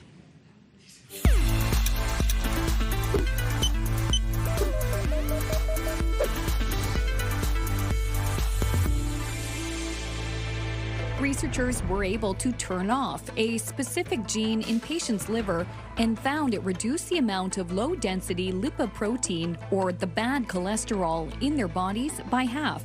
They also found an average 55% reduction in triglycerides, a different type of fat in the blood, which is linked to a higher risk of cardiovascular disease. Researchers hope the method could one day be used as a one-and-done procedure for those with hard-to-control cholesterol. Canadians now have access to a public listing of active cancer trials across the country. It's a resource that has long existed in the U.S. and Europe. The Canadian Cancer Society announced the launch of the new website called Cancer Trials Canada this week. The site is entirely bilingual and was created to make academic and pharmaceutical-led trials more accessible to patients. The newly announced website also provides resources to educate the public about how clinical trials operate and the potential risks and benefits involved. You can find out more by visiting cancer.ca.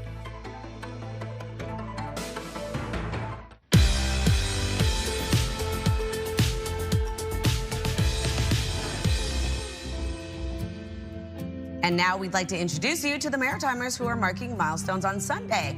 Happy anniversary to Helen and Ken Gallant of North Rustico, PEI, celebrating 65 years. Look at that photo taken 65 years ago. It's magnificent. Gorgeous. And now we'd like to introduce you to the Maritimers who are marking milestones today. It's a 101st birthday for Doris Mary Cox of Yarmouth. Happy birthday, Doris. Happy birthday.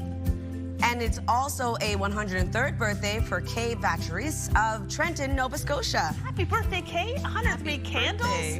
That's amazing. A wonderful milestone. To see your milestone again or find out how to submit one, visit our website by scanning the QR code on your screen.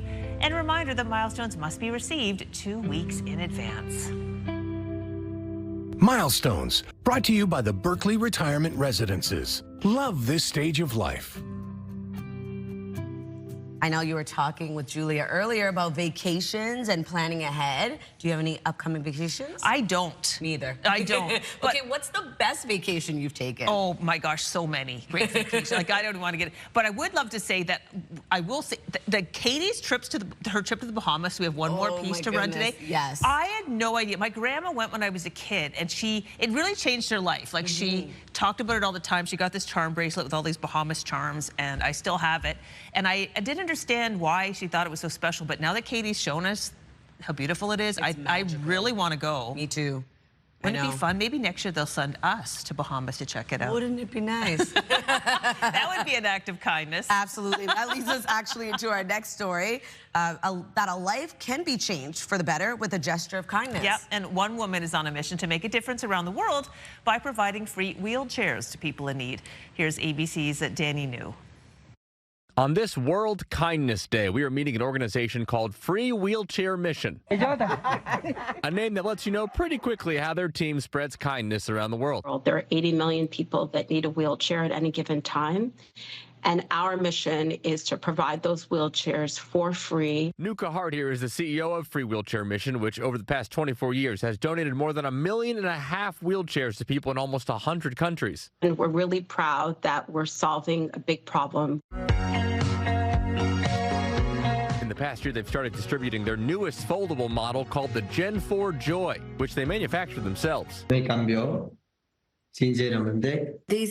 wheelchair changed me. It truly changed me. One of the first recipients was Ulises here in Argentina. In America, it's like we have football.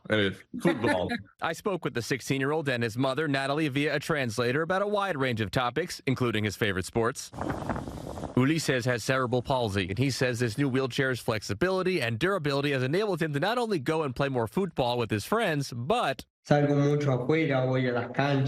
mobility and transportability, now he's able to gain and do and just explore around. And now, as Ulises settles into this new chair that has further enabled his independence, he says he wants people to understand how he feels about living with cerebral palsy and how receiving a gift like this has inspired him. Yes, I have a disability, but I accept myself how I am. This reinforces how I am important and how much I really have to give back to the world. Also, I want to give a shout out to that translator, Ilse. She was actually the person who brought Ulises his wheelchair back in June when he was one of the first people to test that newest model. In New York, for ABC News, I'm Danny New. Taking another look at our 3-day forecast for New Brunswick, seeing snow mixed with rain with a high of 2 degrees. 4 degrees on Tuesday. Still have some isolated flurries for the north. And then on Wednesday, sunshine across the province. Daytime high remains at 4. For Nova Scotia, looking at showers and or flurries today with a high of 3 degrees. Remains below seasonal on Tuesday with a high of 4. Still seeing some isolated flurries and or showers across the province. And then on Wednesday, sunshine returns. Still seeing a high of 4. Prince Edward Island seeing a high of 5 degrees today. Rain mixed with snow across the island. Isolated showers on Tuesday with a high of 4 degrees. On Wednesday, sunshine returns. Time now, 7:56.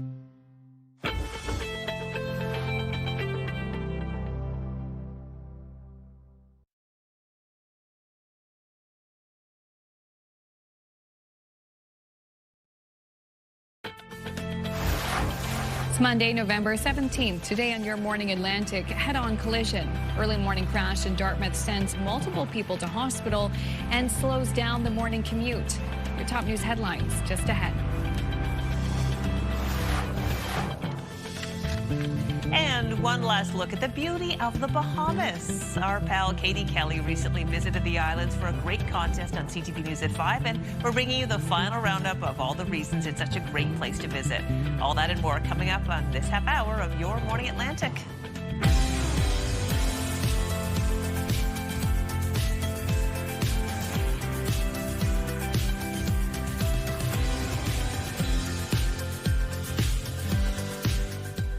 Good morning, and thank you for joining us. The weather making news headlines yet again this morning. We have some ferry disruptions this morning. Also, too, if you're part of the HRM and Dartmouth is part of your morning commute, keep that in mind because traffic is very slow in Dartmouth on the 111 because of that head-on collision that happened just after 6 this morning.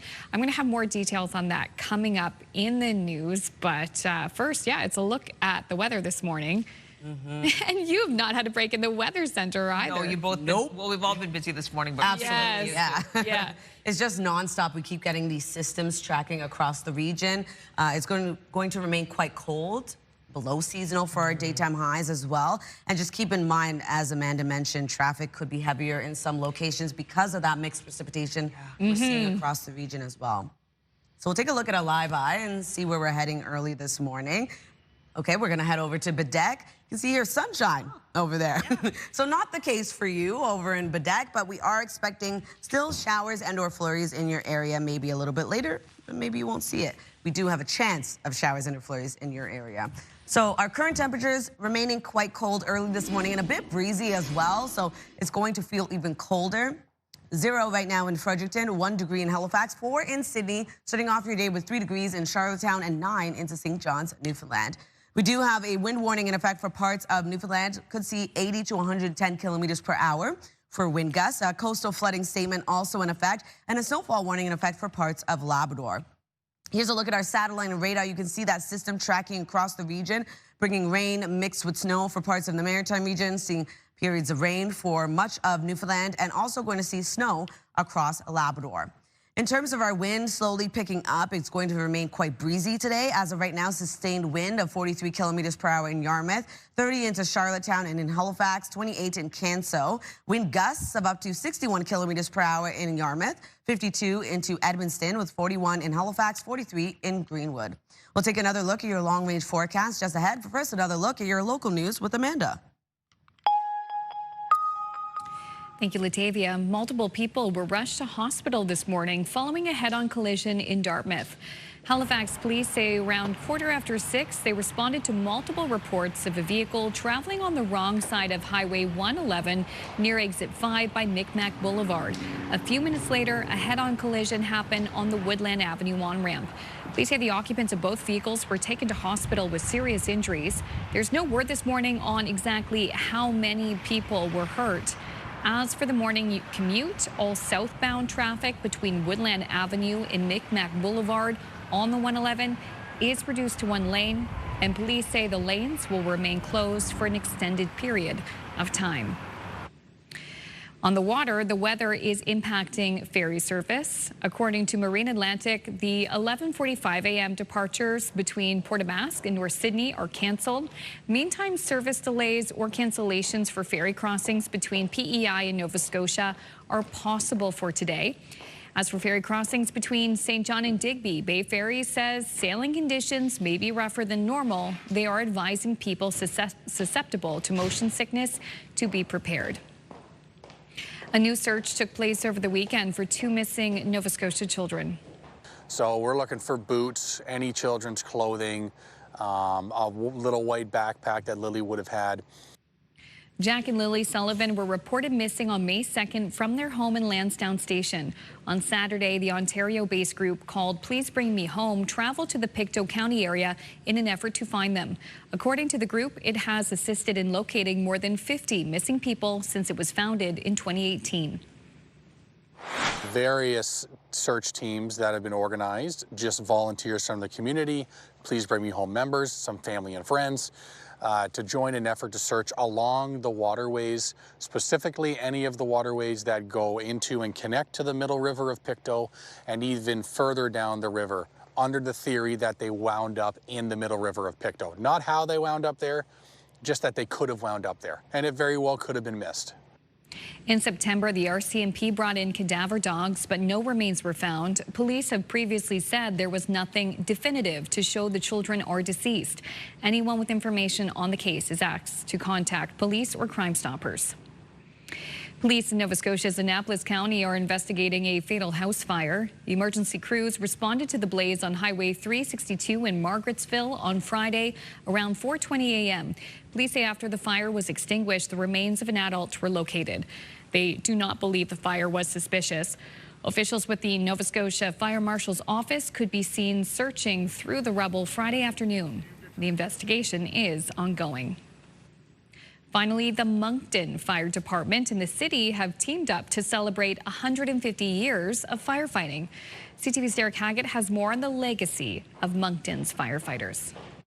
From volunteers with horse-drawn wagons to a highly trained force of over 100 men and women, the Moncton Fire Department has come a long way. From literally bucket brigades to now the technology of electric pumps and electric panels to put foam on a fire. The department is celebrating its 150th anniversary with the More Than Fire's 150 Years of Service exhibit at Resurgo Place Museum. It all started in November 1875 when a group of citizens decided to grab some steel buckets and help their city. They didn't understand the science behind fire. They didn't understand the potential health risk. They just did what they had to do to put the fire out. The display features a variety of new and old equipment and interactive challenges so visitors can see what it's like to be a firefighter. The museum worked closely with the department to put it all together. They loaned us a lot of things, some equipment, some uniforms. They even came in and helped us dress the mannequins correctly, which we would not have been able to do, really. It's been a big hit with kids, but current and past firefighters have also stopped by. One of them actually came in, really enjoyed the exhibition experience, and came back to loan us a beautiful painting that he did on the history of firefighting. As for firefighters of the past, Landry was able to shed a little light on why so many had such massive mustaches. Way back, a little history is that firefighters used to have big mustache, a lot bigger than mine, to filter the smoke. Now we have breathing apparatus. The exhibit runs until the end of November. Derek Haggett, CTV News, Moncton. How cool is that? A step back in time. The mustache thing. Who would have Never knew. To filter the smoke. Fascinating. Oh my gosh. This is really totally different, but I think cool. If you have people in your life that are learning to drive, this could be useful. VR is being used to fill some of the gaps in driving instruction. So young drivers are putting on VR goggles before heading out on the road because the goggles help students get ready for scenarios they can't train for on the road in a safe way. The school uses VR to train both teachers and students. But let's just stay with this for a second. I think this would be super handy because in a minute we'll get to see kind of the view of what you see. But imagine being able to practice parallel parking or challenging intersections or roundabouts and things that when you actually, if you're just doing it on the fly, could be dangerous. Right. Yeah, I guess maybe it takes away some of the self-consciousness. There we go. Have so it really does feel like you're driving. Whoa. I know. Wow. Yeah, so hopefully it's going to come to our region. Yeah, no ring-a-ding-dings, too. There you go. All right, time for another break on this Monday. So much more to come to. Latavia's the latest look at the forecast. We just saw a deck not too long ago, and there was some nice greenery. Yeah. Boy, not the case in Moncton. Good morning to the hub city. Winery. Look at that. You may want to have the snow boots on this morning for that morning walk. The forecast coming up.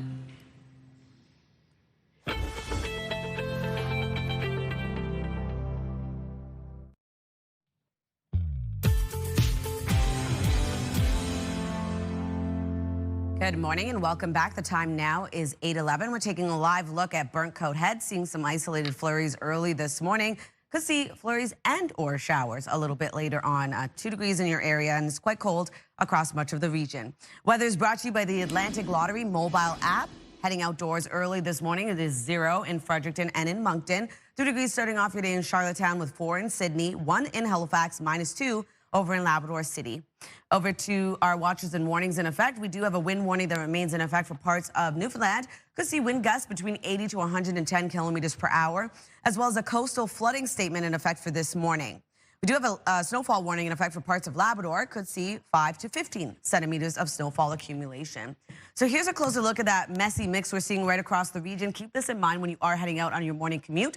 You may want to take your time out on roads. We are seeing snow mixed with rain across New Brunswick, much of the same for Nova Scotia and Prince Edward Island. But starting off the day, a bit of sunshine for parts of Cape Breton Island, already starting to see mixed precipitation move in. And then into the evening and overnight hours, much of the same expected. That snow remaining in Labrador, mixed precipitation for parts of Newfoundland, slowly beginning to clear out into early Tuesday morning. But we do still have a chance of some mixed precipitation sticking around. If you're wondering about rainfall totals, we're looking at around 2 to 10 millimeters across New Brunswick, 2 to 5 for parts of Nova Scotia, as well as into Prince Edward Island. Seeing the heaviest of that precipitation focused in on parts of Newfoundland and Labrador. Labrador seeing around 2 to 20 millimeters, the heaviest being 30 to 40 millimeters for St. Anthony. And then for our snowfall outlook, looking at around 1 to 5 centimeters for parts of New Brunswick and Nova Scotia, seeing around 1 to 10 for parts of Labrador. For our forecast today, a messy mix across New Brunswick. Keep that in mind when you are heading out. Rain mixed with snow today. Daytime highs between 2 to 4 degrees and wind gusts of up to 50. Prince Edward Island looking at much of the same rain mixed with snow as well. We are going to see highs between 3 to 5 degrees, wind gusts also remaining at 50. And then for Cape Breton, eastern Nova Scotia, seeing a bit of sunshine early in the morning, then transitions over to showers and or flurries, wind gusts of up to 60. And then for the rest of Nova Scotia, same thing applies, but a chance of showers and or flurries throughout your day. Daytime highs between 3 to 5 degrees and wind gusts getting up to 70. For Newfoundland and Labrador, same thing expected, a high of -1 in Labrador City, looking at snow throughout your day. And rain transitions over to showers into the afternoon for St. John's with a high of 11. Tuesday's forecast remains below seasonal as well for our daytime highs. Another cold day ahead. We do have some isolated flurries and showers tracking across parts of the Maritime region. Still seeing a bit of snow for parts of Labrador and mixed precipitation for parts of Newfoundland. And then into our forecast for Wednesday for the Maritime region, sunshine returns, but it will remain quite cold. That's a look at your weather forecast. We'll throw things over to Amanda for your national and international news headlines. Thank you, Latavia. A space race is taking off here in Atlantic Canada, and the competition to reach the stars just got more lucrative, with Ottawa pledging more than $180 million for the industry in the new budget. CTV's Garrett Barry has more.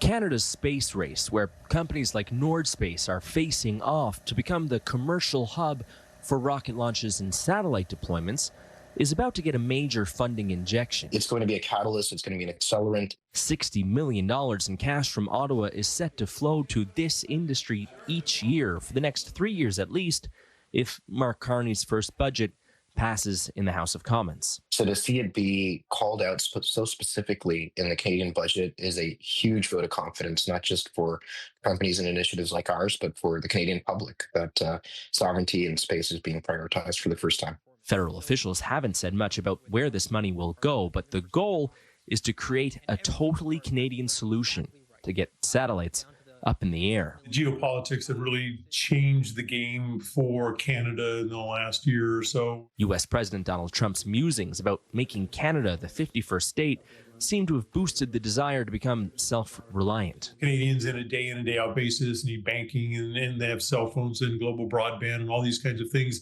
that really do depend on satellites in orbit. The players in this industry say they're ready to receive this money. Maritime Launch Services near Canso, Nova Scotia, has a launch window opening on November 18th. They'll attempt to send a Dutch rocket 100 kilometers into space on their launch pad. The next step in the puzzle, the big gap for me, isn't really about the spaceports. It's really about the launchers themselves and whether they're ready to fly and get their payloads delivered into orbit. And that's not a small task. Nord Space CEO Rahul Goyal says he understands the federal government wants this problem solved by 2028. Garrett Barry, CTV News, St. John's. A quick break here on CTV's Your Morning Atlantic. When we return, we're heading over to the Bahamas with CTV's Katie Kelly. That's after this.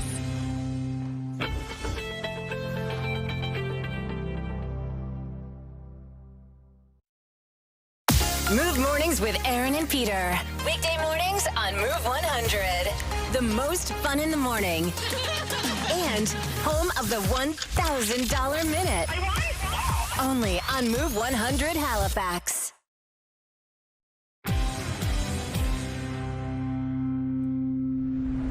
Welcome back. It's 8:20. And over the past week, we've been taking you island hopping through the Bahamas, exploring culture, history, and some incredible experiences. Today, we're wrapping up our series with one last look at what makes the island such a special place to visit. Here's CTV's Katie Kelly.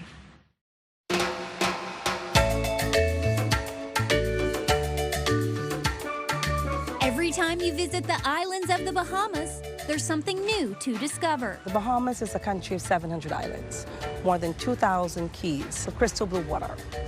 30 of our islands are inhabited, and 16 we actually promote in the tourism space. And soon, getting there will be easier than ever for Atlantic Canadians. Starting this December, airlines will offer weekly non-stop flights from Halifax to Nassau. So under 3 hours, you can get here direct with our partners Air Canada, WestJet, Porter, non-stop from Halifax, Montreal, Toronto. We've had long-standing relationships with Canada, long diplomatic relationships since the beginning of our independence 52 years ago. So it's a very natural connection already between Canada and the Bahamas. I'm inviting those who've come to fall in love with the Bahamas again, and those who haven't come to really come and experience why we say it's better in the Bahamas. But we have a lot of islands now. It's not just Nassau Paradise Island. It's not just one island. It's a lifetime of them. Whether you're drawn to relaxation, cuisine, romance, adventure, history, or a little bit of everything, the Bahamas has something for every kind of traveler. We're certainly a sun destination. We have 363 days of sun. You know, every now and again we have some rain, but every island is different. The culture, the history, the flair. And what we seek to do is to promote the uniqueness of each destination. The country is also leading the way in sustainability, protecting paradise while inviting visitors to help preserve it. Bahamas.com has a full gamut of every single thing, but as a destination. And, you know, we're stretched over 100,000 square miles of water. Sustainability truly is at the heart. But perhaps the best way to experience the Bahamas is through its people. 50 years ago, we launched an amazing people-to-people program. And that gave our visitors an opportunity to have a day in the life of a Bahamian. Not a curated experience, but a real authentic experience. Cook with us, dine with us, go to church with us, party with us, farm to table, fish to grill.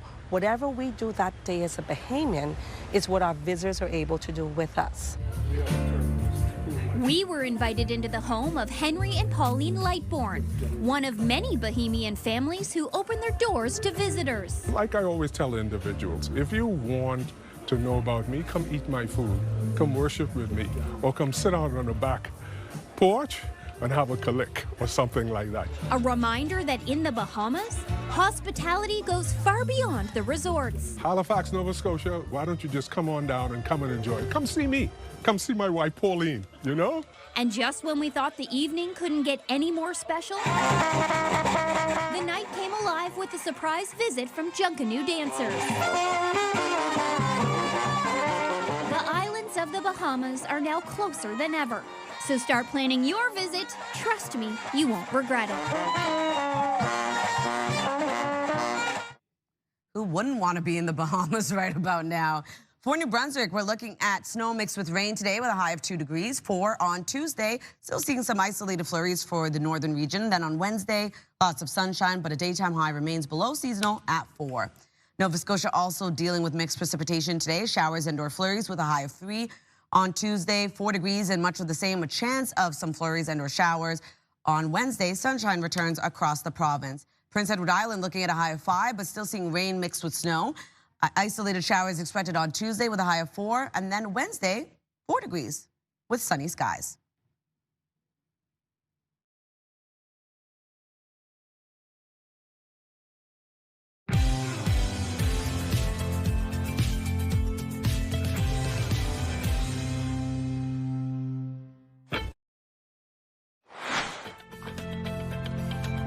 Still ahead, Readaway Camp. If you've ever daydreamed about a weekend away in a cabin with good food, great books, and fantastic company, we'll introduce you to a woman who can help make that dream a reality.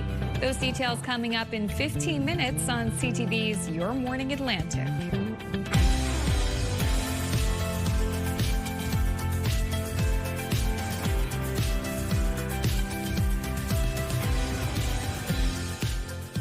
Good morning. Thank you so much for joining us. Time now is 8:27, and I just saw about that Readaway camp. Have you ever done a retreat or something of that sort? Have I?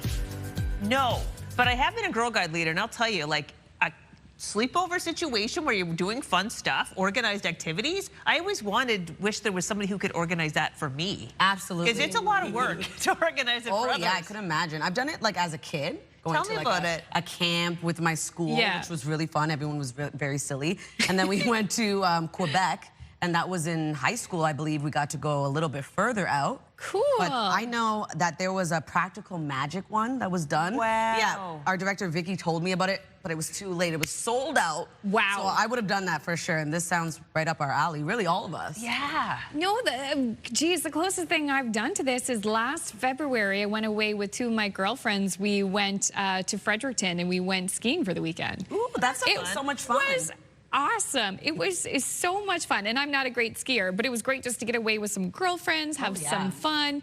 And I look at something like this and think, yeah, this is right up all of our alleys. Yeah, for sure. I think it's the one for me that was the most, was like a friend kind of organizer. My friend Jen, she's the organizer, and we went to New York City. It was that time we went to, and then it was like we were kind of given an itinerary, and so we went and saw the Rockettes, but it was an experience where we skated at Rockefeller Center first. That's so cool. Had like a luxury hot chocolate, then went to the Rockettes, and then the next day we had this food tour of the Greenwich Village. So yeah, I guess it was like that. It was all curated, and that sounds like it was great. Yeah.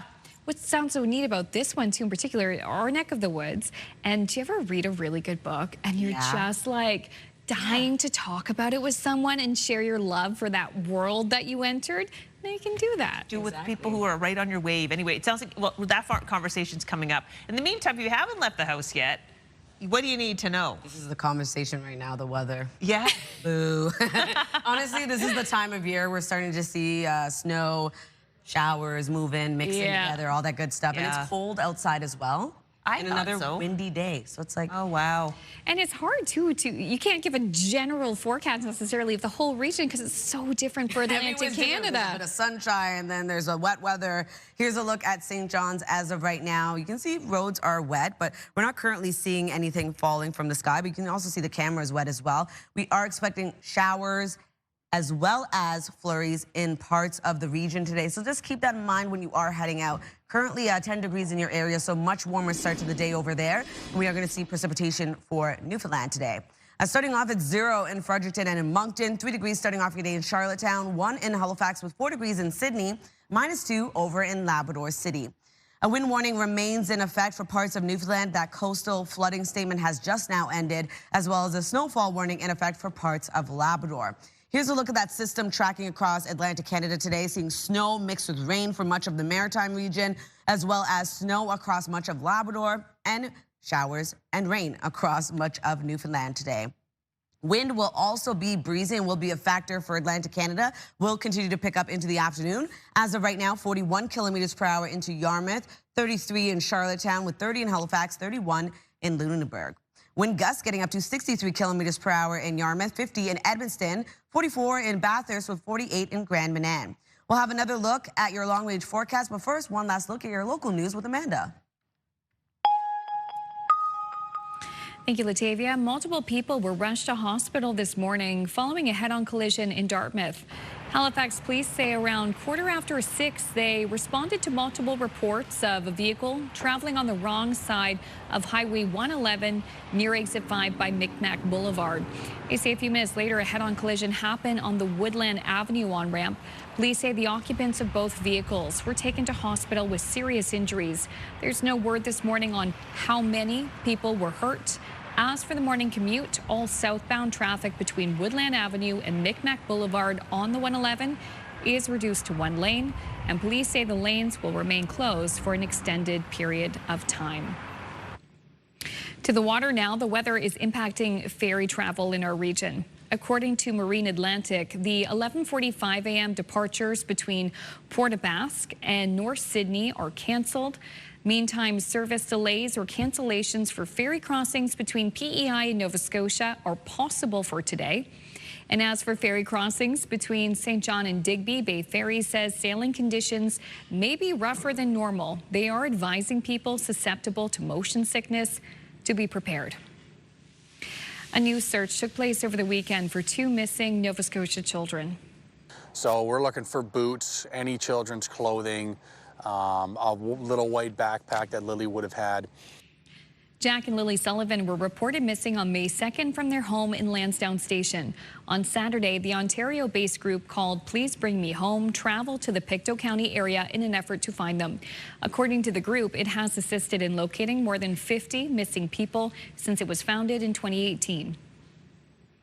Various search teams that have been organized, just volunteers from the community, Please Bring Me Home members, some family and friends, to join an effort to search along the waterways, specifically any of the waterways that go into and connect to the middle river of Pictou and even further down the river, under the theory that they wound up in the middle river of Pictou. Not how they wound up there, just that they could have wound up there, and it very well could have been missed.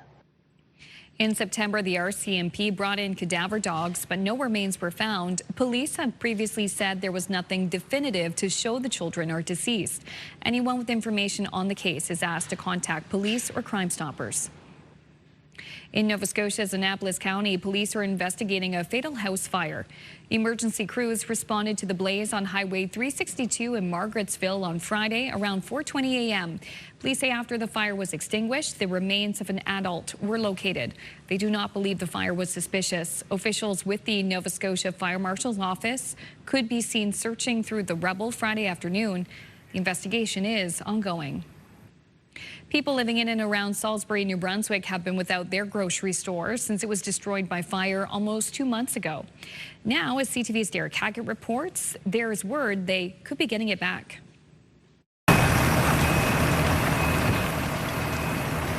When Walker's, your independent grocer, burned to the ground in September, Salisbury lost more than just its grocery store. A lifeline for seniors, a community hub, gone. Oh, it sucks. I mean, you run out of the basic necessities and you got to drive to the city to get them.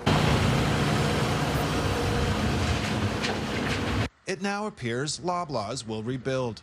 The grocery giant tells CTV News it's working extremely hard to reopen the store as soon as possible in the new year, and it's fully committed to getting back up and running for the community. Other stores nearby are only 15 minutes away, but it's not that simple for some. Petit Kodiak, obviously not as bad, but this is the familiarity. This is what they know, so it's a huge inconvenience. We've got an aging population here. A lot of seniors don't have that luxury of being near a grocery store in the city. Country markets and dollar stores trying to fill that void by stocking more items.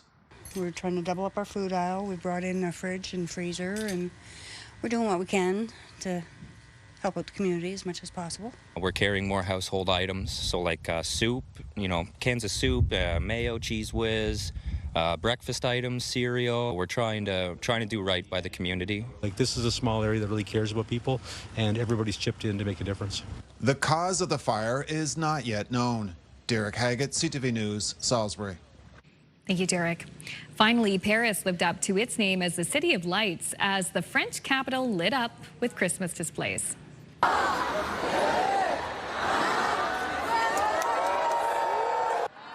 That's French for 3, 2, 1. Trees along one of the most famous avenues in the world were illuminated with a wave of lights, kicking off the holiday season for Parisians. Oh, gorgeous. I love everything Parisian. Oh, how could you what a not? Treat. Oh. Just when you think it can't get more beautiful. Wow. So dazzling. Oh, City of Lights indeed. So free trip to Paris, Amanda. Thank you. You both have been, right? Yes. Yes. Have you? I haven't been. No. Oh, you'll go. You'll go. I hope so. One day. Yeah. It's not too far of a flight from here, too. I know. I need to have my Carrie Bradshaw moment, and I just haven't yet. You've got the shoes for it. Yeah. It's like, exactly. I have the attire. You sure? Oh, you would fit. Oh, you would be taking pictures of you. What's nice about Paris is I visited in the spring when I was in high school. I mean, gosh, you can go there any time of year, and it's going to be beautiful. Yeah. Oh, yeah. That's for sure. On my bucket list. Hot in the summer, though. Let's take a much more distant trip. You've probably heard of horn-rimmed glasses, but these are glasses where the rims really are made of horn. It's a shop in Uganda making eyewear out of cow horns that would otherwise be thrown away. The material is said to be durable and pliable, allowing for a variety of shapes and styles. And best of all, They really are horn-rimmed glasses. They're affordable, and a pair of glasses costs between $15 to $30. And look at how beautiful they are. Like, they're gorgeous. I would love a pair of glasses Those are like beautiful. this. Yeah, and they come from these, basically recycled materials that they're just going to throw in. Oh my gosh. So cool, right? When you said horn glasses, I thought you meant like cutlery wear. Right. No, like actual, horn rim. And I like this better though. It's true. They have got like that kind of variation and texture that just, like a tortoiseshell kind of glass. Yeah, very pretty. Yeah. Wow. Also, side note behind the scenes, if you wonder why we look down like this, it's because our monitor to see what's going on air is right just down before here. the camera. right below our camera. So if you're like, why do they look down that's our so TV. Much? Yeah, I was literally like this. Yeah. It's like, what? All right, now we're going to talk about the community calendar, highlight some events taking place in our region. The New Brunswick Spirits Festival kicks off tomorrow. This is a multi-day celebration featuring experts from around the world, as well as dinners, master classes, and a special event at the Beaverbrook Art Gallery. The festival itself takes place at the Delta Fredericton from Tuesday to Saturday. Details on your screen. And Gems Boutique in Charlottetown is hosting another style and support soiree. Guests can get a mini color analysis as well as enjoy snacks, drinks, and sales. The event is actually raising money for Blooming House, PEI's only low-barrier women's shelter. The details can be found on their website. And the weather may be cooler, but Cape Breton Regional Municipality is still continuing its Fall Walk series. Tonight's walk is actually taking place at the Petersfield Provincial Park in Westmount. The walk begins at 5:30. It's free, family-friendly, and open to all ages and fitness levels. And if you have an upcoming event, please send us the details. We'd love to promote it. Your Morning Atlantic at ctv.ca. Oh, so much to see and do. Thanks, Latavia. Going to take another break on this Monday morning, but just ahead, maybe you can add this event to your calendar. It's a Readaway camp. We'll meet the woman behind some recent themed events that have attendees across the country clamoring for more.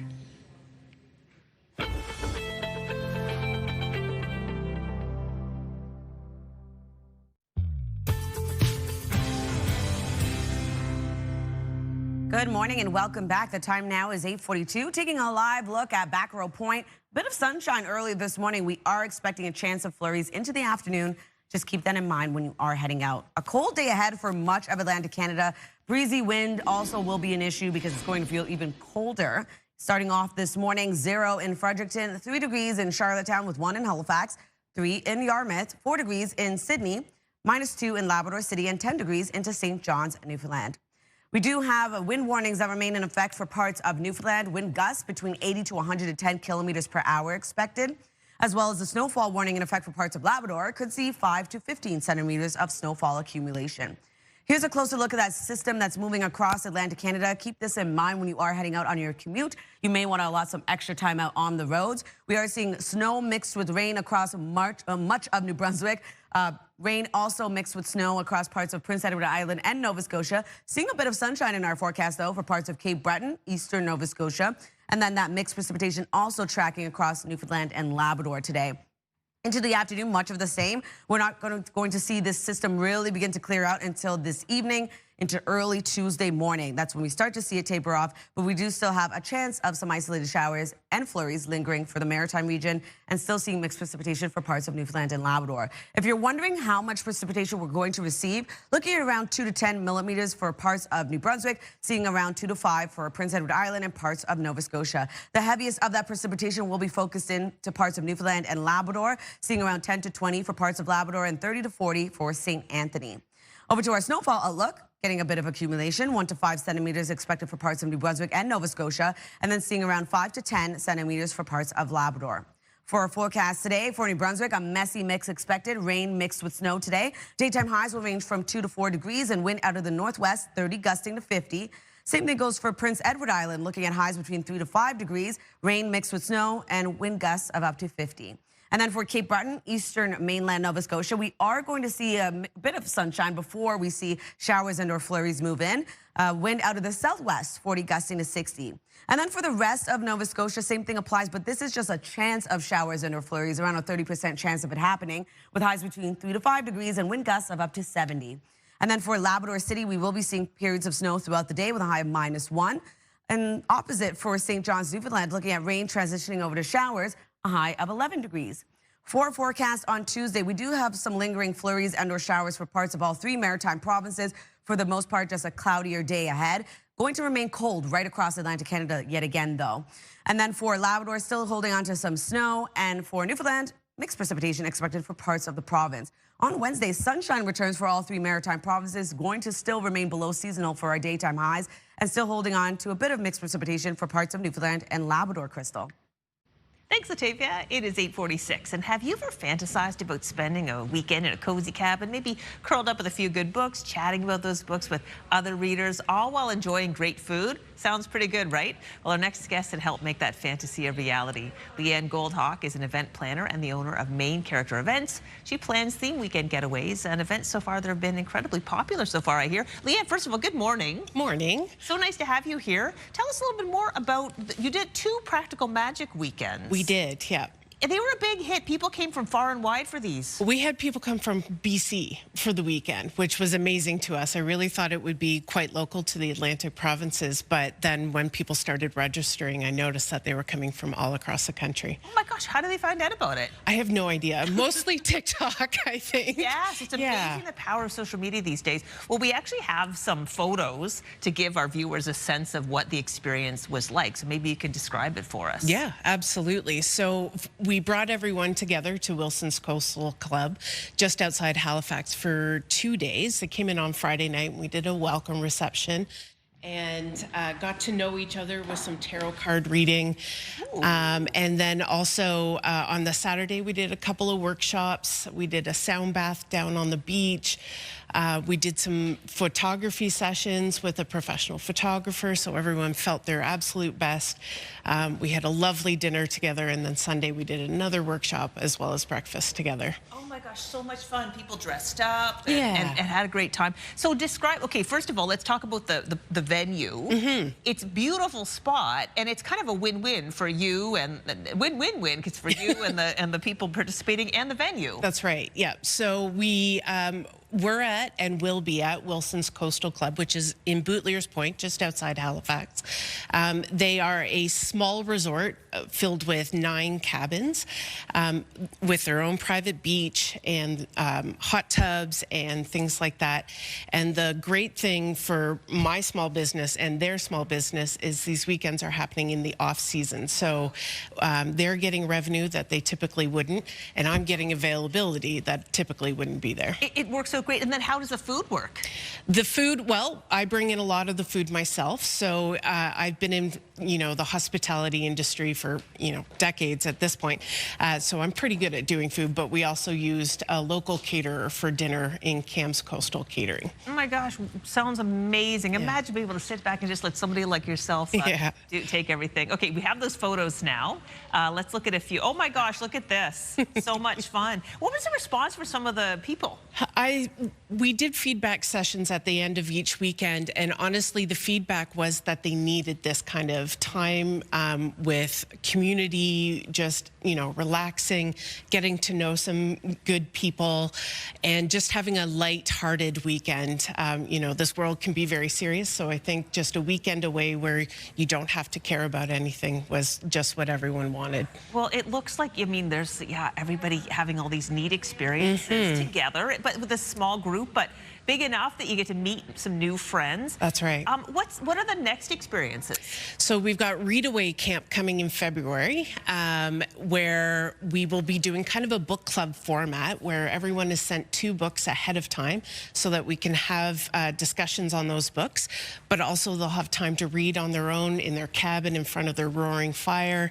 And then on the Sunday morning, we're doing a scholastic type book fair, because as an adult, that's what I want, is a book fair. This is what I'm hearing. I think that a lot of us crave this. Like those curated experiences as kids, we loved it when we were kids, but when we look back, we're like, oh, if we could only have a time again where we, paid a fee and somebody else took care of all the activities and made sure we were fed well and had a nice place to sleep. You're doing all that for us. Yeah, I really wanted to go on these weekends, so I was like, well, I'll just organize them, and I have just as much fun as everybody else. So, okay, obviously they sell out quickly. How do we find out about the next one? How do we get the details? details? So you can go to our website, maincharacterevents.ca, and we have all the information for Readaway Camp, as well as our next themed weekend, which is a Gilmore Girls weekend. Whoa. Yeah, so that one's happening in April, and we've actually made that into a long weekend as well. The number one piece of feedback we got was it wasn't long enough, so it'll be Thursday to Sunday for that one. Oh my goodness. Yeah. Okay, why Gilmore Girls? It's a show that a lot of people really hold dear to their hearts. A lot of mother-daughters watch it together. And it's just a show that continuously people watch over and over again. Yeah, so people talk of all ages too. That's really neat. Was it, this is the women who came together. It was all women, I understand. Yes, it was. We're open to everyone, but it was women that registered. So what kind of age group is allowed to come to these things? Everyone. So literally, you know, we had women in their early 20s all the way up to early 70s. Well, you're going to get that, I think, for the Golden Girls in the book thing. So, yeah. Well, Leanne, this is wonderful. Thank you so much for coming in. Thank you for having me. All right, we'll put information about Leanne's camps on our website to make it easy for you to find. In the meantime, it's 8:51. We'll take a break, and we'll be back with much more after this.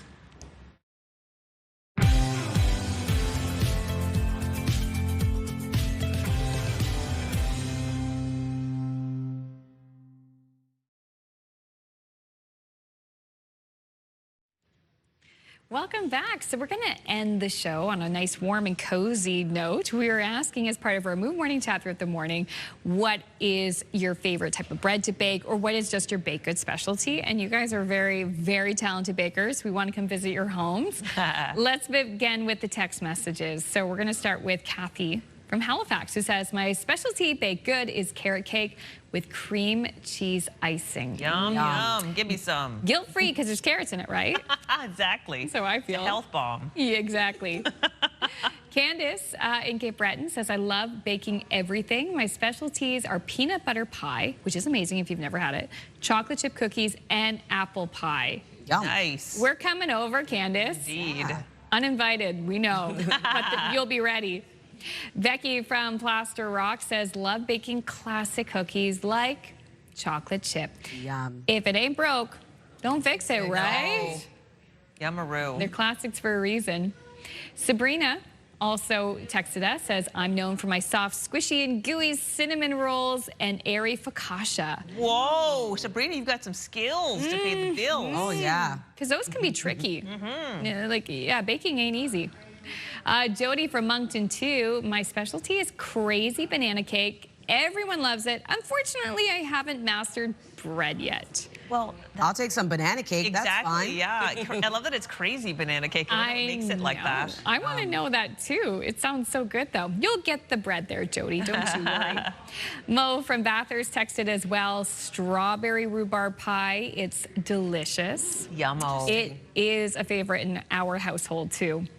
And Christine from City Mine says, this is a great story. Years ago, if your husband worked in the Cape Breton coal industry, you packed a daily lunch can.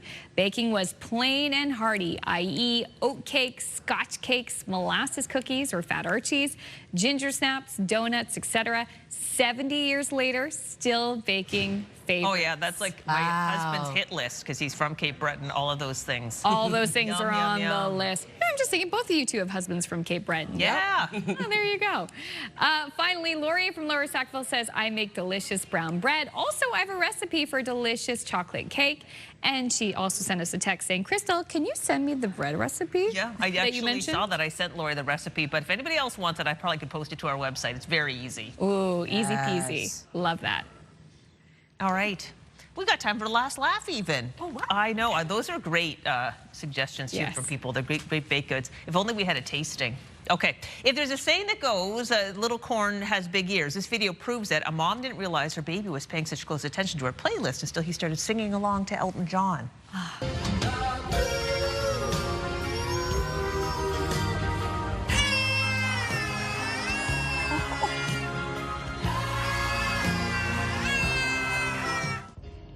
He loves Elton John as much as the mom does. Isn't that cool? Oh my goodness, my heart. I know, he's so little too. Because sometimes their ears catch certain lyrics. Yep, that's for sure. Oh my gosh, thanks for making this Monday bearable for us. We loved having you join us. Have a great day. We'll see you tomorrow.